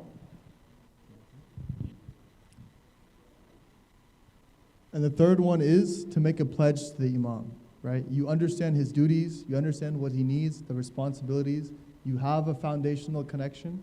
Now tell the imam, right? I'm going to do something. I'm going to do this. something that I'll do consistently to, inshallah, be with you. And it's similar to how when you, for example, maybe you start a new job, right? And you're thinking, you have a performance goal that you do in the beginning, and you're saying, I want to get this done by the end of the quarter, so-and-so, so-and-so. Do the same thing with the imam, right? Tell him, I want to get this done for you, Imam is Zaman, right? This will be my path, this is what I plan to do. And to do this, we've listed about 5 responsibilities from that book that Brother Fazal just pointed out that we brought that can be done potentially on a consistent basis, right? And we want to show you guys some of those, give you the opportunity. And what we're going to do is we have the QR codes associated with each responsibility. And we want you guys, if one of the responsibilities really jumps out to you, really connects with you, scan it. It'll lead you to a QR code. We'll describe what it leads to. And at the end, if you want to see more, then there's a link to the book is also online as well. It links you to that. So let's go through just some of them that we brought. The first one is, like we already have mentioned, pray for the imam regularly, right? This can be simple as dua ahad, right? There's many duas you can do on a daily basis. Maybe this is you just saying, oh, Imam Zaman, I hope you're safe today. I hope you're doing well, right? So if you scan this QR code, it will give you a link to a couple of duas that you can read. It will give you the references for those, some hadiths associated with it, and it will give you a reminder every morning to do that. Right, I'll give you an alarm to do that. I personally am someone that needs reminders. My phone is filled with reminders, so that's why we came up with this. Number 2, right? To cooperate with the Shias for Imam's help, right? Some of you brothers, this brother had an example of, build a community center where the brothers can gather. Or it can be, there's very good reminders on this QR code, so you can go ahead and scan it, and you'll see a little bit more opportunities in there. And then one thing to, as Mehdi was saying, right, to have a sincere niyat, right? Intention is the action, right? We've heard this before many times. So go in with a sincere intention. Okay, now that I have this reminder on my phone via this QR code, I'm going to stay with it. I'm going to stay with it, okay, at least for 40 days, right? We're in the months of Shahr Ramadan and Sha'ban and Rajab. These are the months. The brother over here was talking about, we have to work on our spirituality. These are the months of spirituality, right? These are little reminders that will help us keep our schedule on track. Okay, the third one is making him popular amongst the people, right? And this is something as simple as maybe spreading a hadith of the Ahlul Bayt to your family group chat. Something we, personally I have this in my family, that's why I said that, but, right? Maybe send a hadith a day or a week, right? A reminder, this is a words of the Imam, right? So this QR code will give you that reminder to send that hadith today, or whatever, how you ever want to set it, maybe once a week, however you deem fit.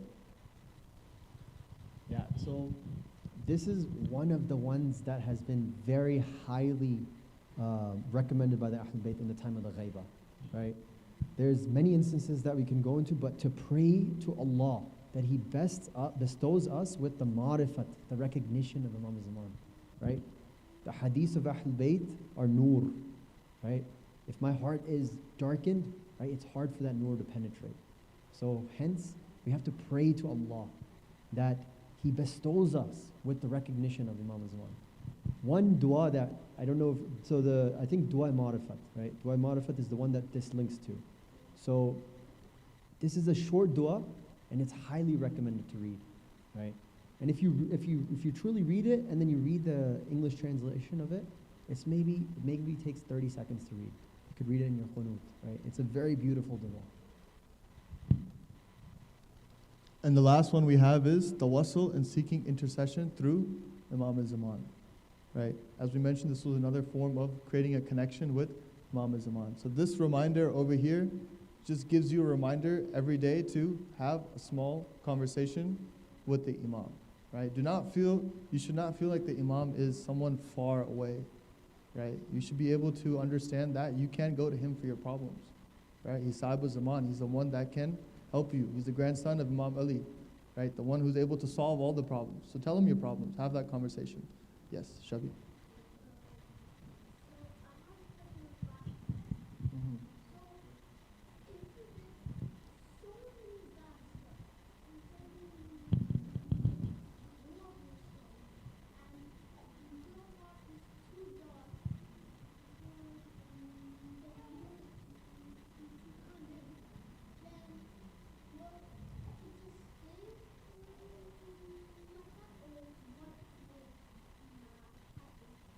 That's a great question, right? Let me ask you to answer it. What happens when you go do the ziyarat of Imam Hussain? What happens when you walk footsteps in Arba'in towards Imam Hussain? What happens?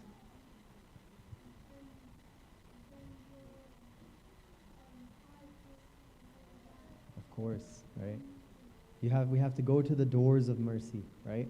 And ask and plead and beg at those doors that we are from the ones who are saved, right?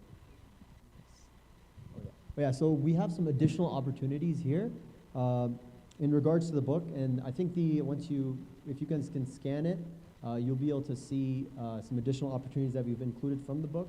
Just 5 were just as an example to show you guys, and we'll try to get out the PDF of the book to you guys. And there's a lot, if you were to read these responsibilities that people, I think everyone already does, right? There's some that attend the gatherings or attend the majalis of the Ahlul Bayt, right? There's something, for example, Shahadat is coming tomorrow, right? Another opportunity right there, responsibility already done. Tomorrow night there's majlis, right? So this QR code will go through our website as well. I'll link you to some of the things that we have on there. If you want to go to the Instagram or YouTube, we have some more content kind of similar to this presentation on the same topic, to similar topics as well, what to do during the Zuhur of Imam Zaman, and kind of centered around this. In the same way, there's also a Google form on the website that gives you the opportunity to sign up for potential classes. There's already brothers in the class already here in Calgary, and they're very consistent. I think they enjoy it. I think they've seen something special from it. And if other people are interested, that's also an option with these codes. So I think with that concludes the portion of this discussion. And then we can go to the quiz. We have the quiz. We have some tabarruk that we can also give you guys as well for those that win the Kahoot. So we'll try to set that up real quick. Ooh. Yeah, so just the last point, right? Before we go about every journey, we have a plan, right? We discussed that a little bit. Similarly, we want to make aside from a sincere intention, we want to make some actionable items where we think about these. These are some questions that you can think about whenever you're going about that actionable steps, right? One of the things is, what's the essence behind this action, right? How am I going to keep it consistent, right? These are some things to just think about before we go about these actionable steps, so they become something which is lasting. And it's not something that's just done for like 2 days after the program and then khalas, right? With the last salawat, we can go to the Kahoot portion. Allahumma salli ala Muhammad wa Jaffri, can you bring up the Kahoot to the screen for me, please?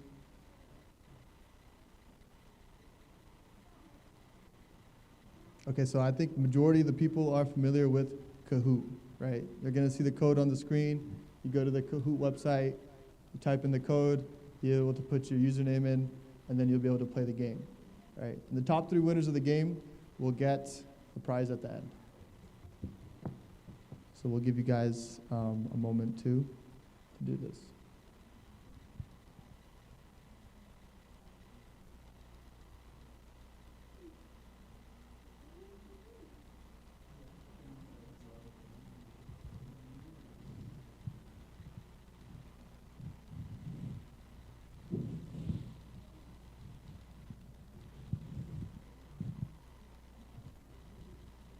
All right, so it looks like it'll be a competitive game, which is good.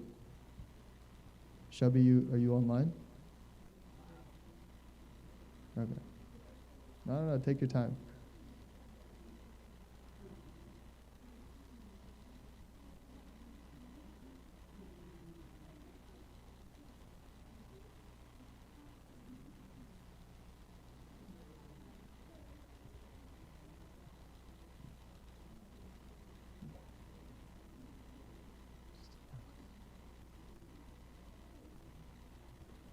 Okay. Everyone's in?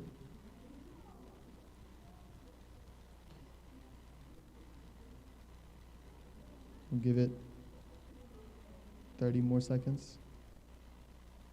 Shabi, you need some help? No? Okay, nice. Okay, so it looks like everyone has joined. We have someone that will help us also get through the questions. So let's go ahead and start.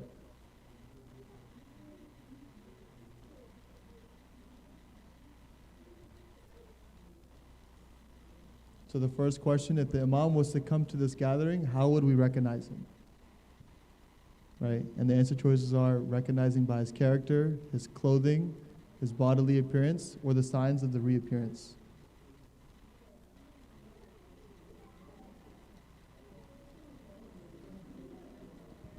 You see the answer choices on there? So the correct answer here was to recognize him by his character, right?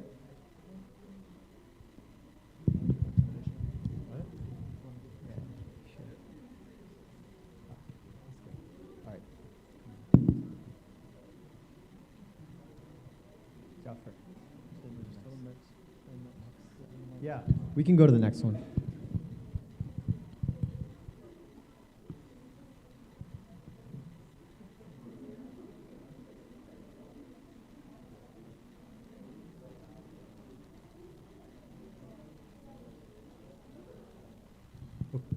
Okay, so complete the hadith, right? And whoever dies while dash his Imam, it is as if he were with the Mahdi in his tent. Read, awaiting, crying for, fighting for, or recognizing. It's a tough question here.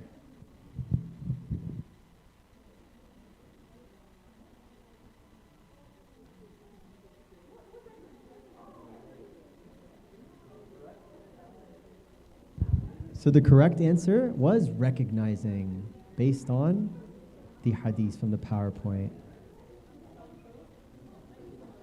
How many days did Imam Mahdi tell Ali ibn Muhammad Samuri, the fourth naib of the Imam, that he would die within? So after the fourth naib, right, Ghaybat Kubra started. This is a tough one.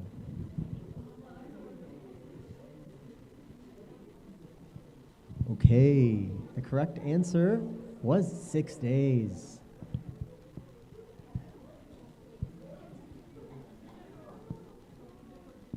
All right, how many women will be amongst the 313 of Imam Mahdi?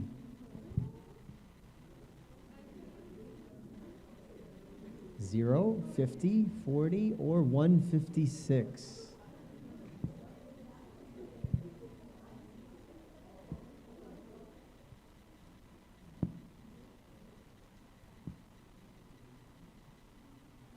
In fact, in the hadith, we actually have a few names of the women that will be amongst Imam Mahdi.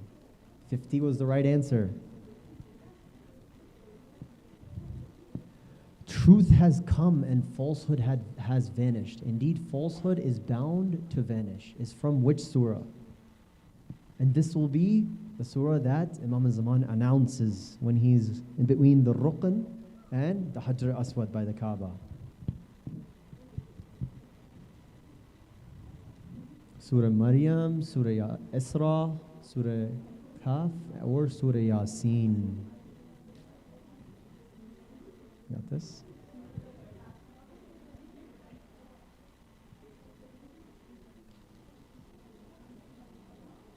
Surah Isra, very nice.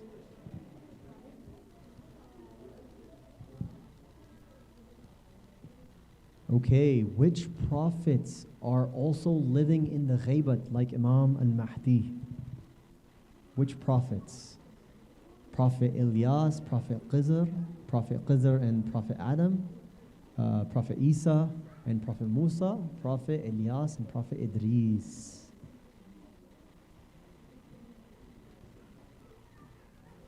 I'll give you a hint on this one. There is a mountain in the city of Qom by the name of one of the prophets.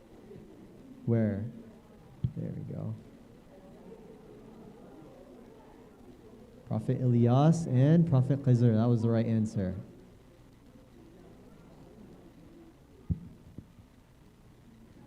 Be patient over the calamities and persevere with them in practicing dash, and remain steadfast with the ones you follow.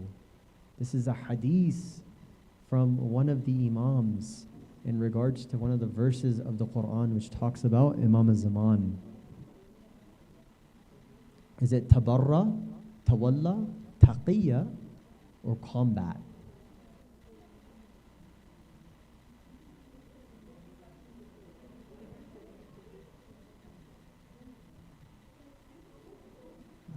Okay, so most people said B, but the answer was taqiyya.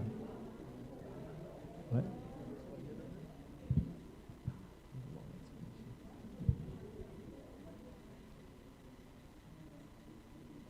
All right, we can go to the next one. And pray more for the reappearance, then in it is your salvation. Who narrated this tradition? The Holy Messenger, Imam Hassan Askari alayhi salam, Imam Mehdi, or Imam Jaffri al-Sadiq alayhi salam? أكثر الدعاء لتعجيل الفرج.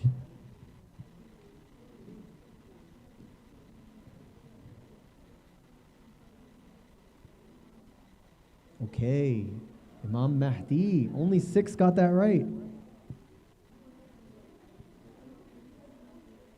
All right, next question.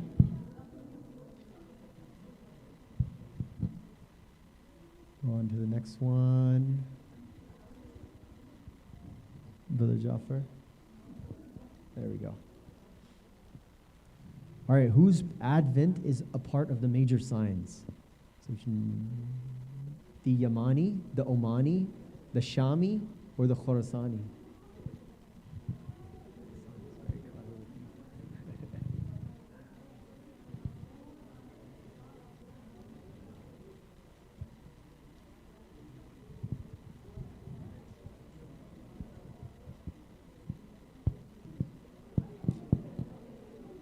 All right, the Yamani. That was an easy one. Which Naib representative of the Imam was an oil merchant? An oil merchant.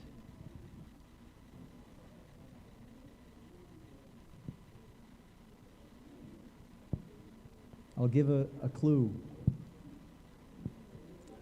He had a masjid in the province of Medina, which was the only Shia masjid in Medina, which did Jummah. So his progeny had a masjid out there. Yep. Oh, quick with that one. It was Amri. When did Ghaybat al-Sughra and Ghaybat al-Kubra begin? So respectively, first date and second date.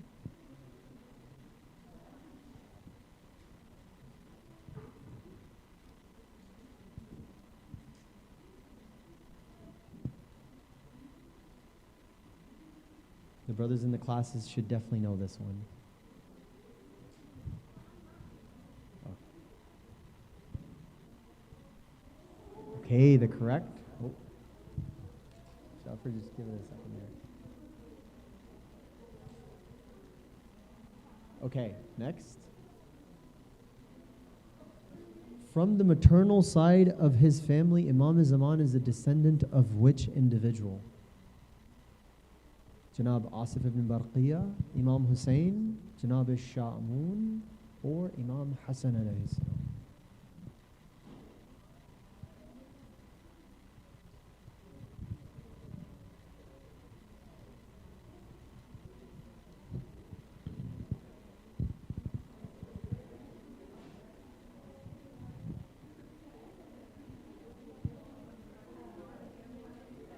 The correct answer was green, Janab al-Sha'mun. 2 more questions left.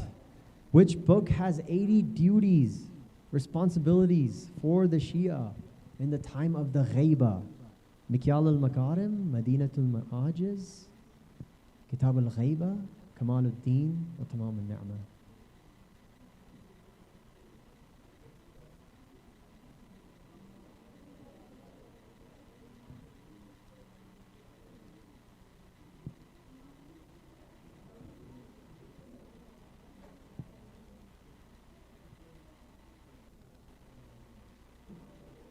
Okay, that was an easy one, Mikyal Makarim. We talked about that right before this Kahoot. Okay, multi-select, last question. What are 3 specific pre-actionable steps discussed during this event? Teach others faiths about Imam Mahdi, realize your connection with the Imam, find out what your responsibilities are, learn more about the signs of reappearance, or make a pledge to Imam Zaman, or attend important Shia community events. 3 specific pre-actionable steps. All right. That was the last of the questions. Let's see the podium for today. In 3rd place, we have Jaffri. 2nd place, Yazdan. 1st place winner is HS. Okay, so the prize that we have for the 3 winners are some shirts, sweaters. So, who is HS? It sounds like it's someone from the ladies' side. Muhammad wa ala Muhammad. Is HS from the ladies' side? There was a lot of excitement when HS got first over there.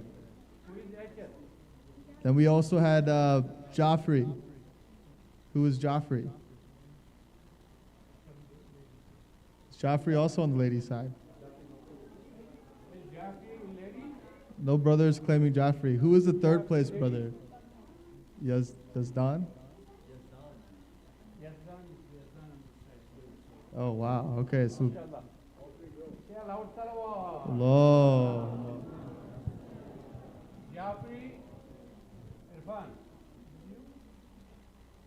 So we have no one claiming the Jaffri.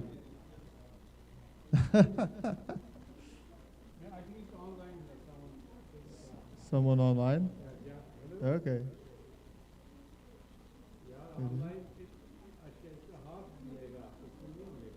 Half. Oh, he's online.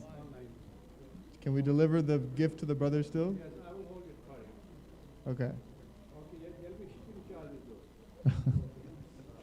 Okay, so that concludes the event. We want to thank you guys all for attending, participating. Inshallah, we hope it was helpful. Hopefully you guys gained something. It looks like a lot of the brothers here are already on the path. If we were to come back here next year, maybe we don't even need to. You guys might have eclipsed us by that time. But yeah, thank you guys all. With that, we'll finish with the dua and then a salah. Let's finish with a dua for Imam Zaman. بسم الله الرحمن الرحيم اللهم كن لوليك الحجة بن الحسن صلواتك عليه وعلى آبائه في هذه الساعة وفي كل ساعة وليا وحافظا وقائدا وناصرا ودليلا وعينا حتى تسكن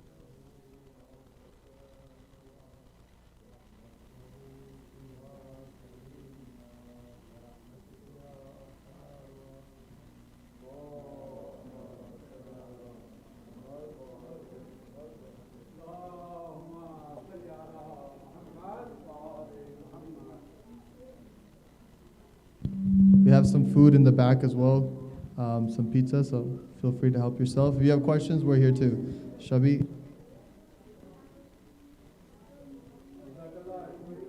Jazakallah everybody for attending this beautiful event. Inshallah, there's refreshments outside. Make sure no garbage on the floor. Please use the garbage bins. Inshallah, see you next time. Tomorrow will be Majlis al-Zahir.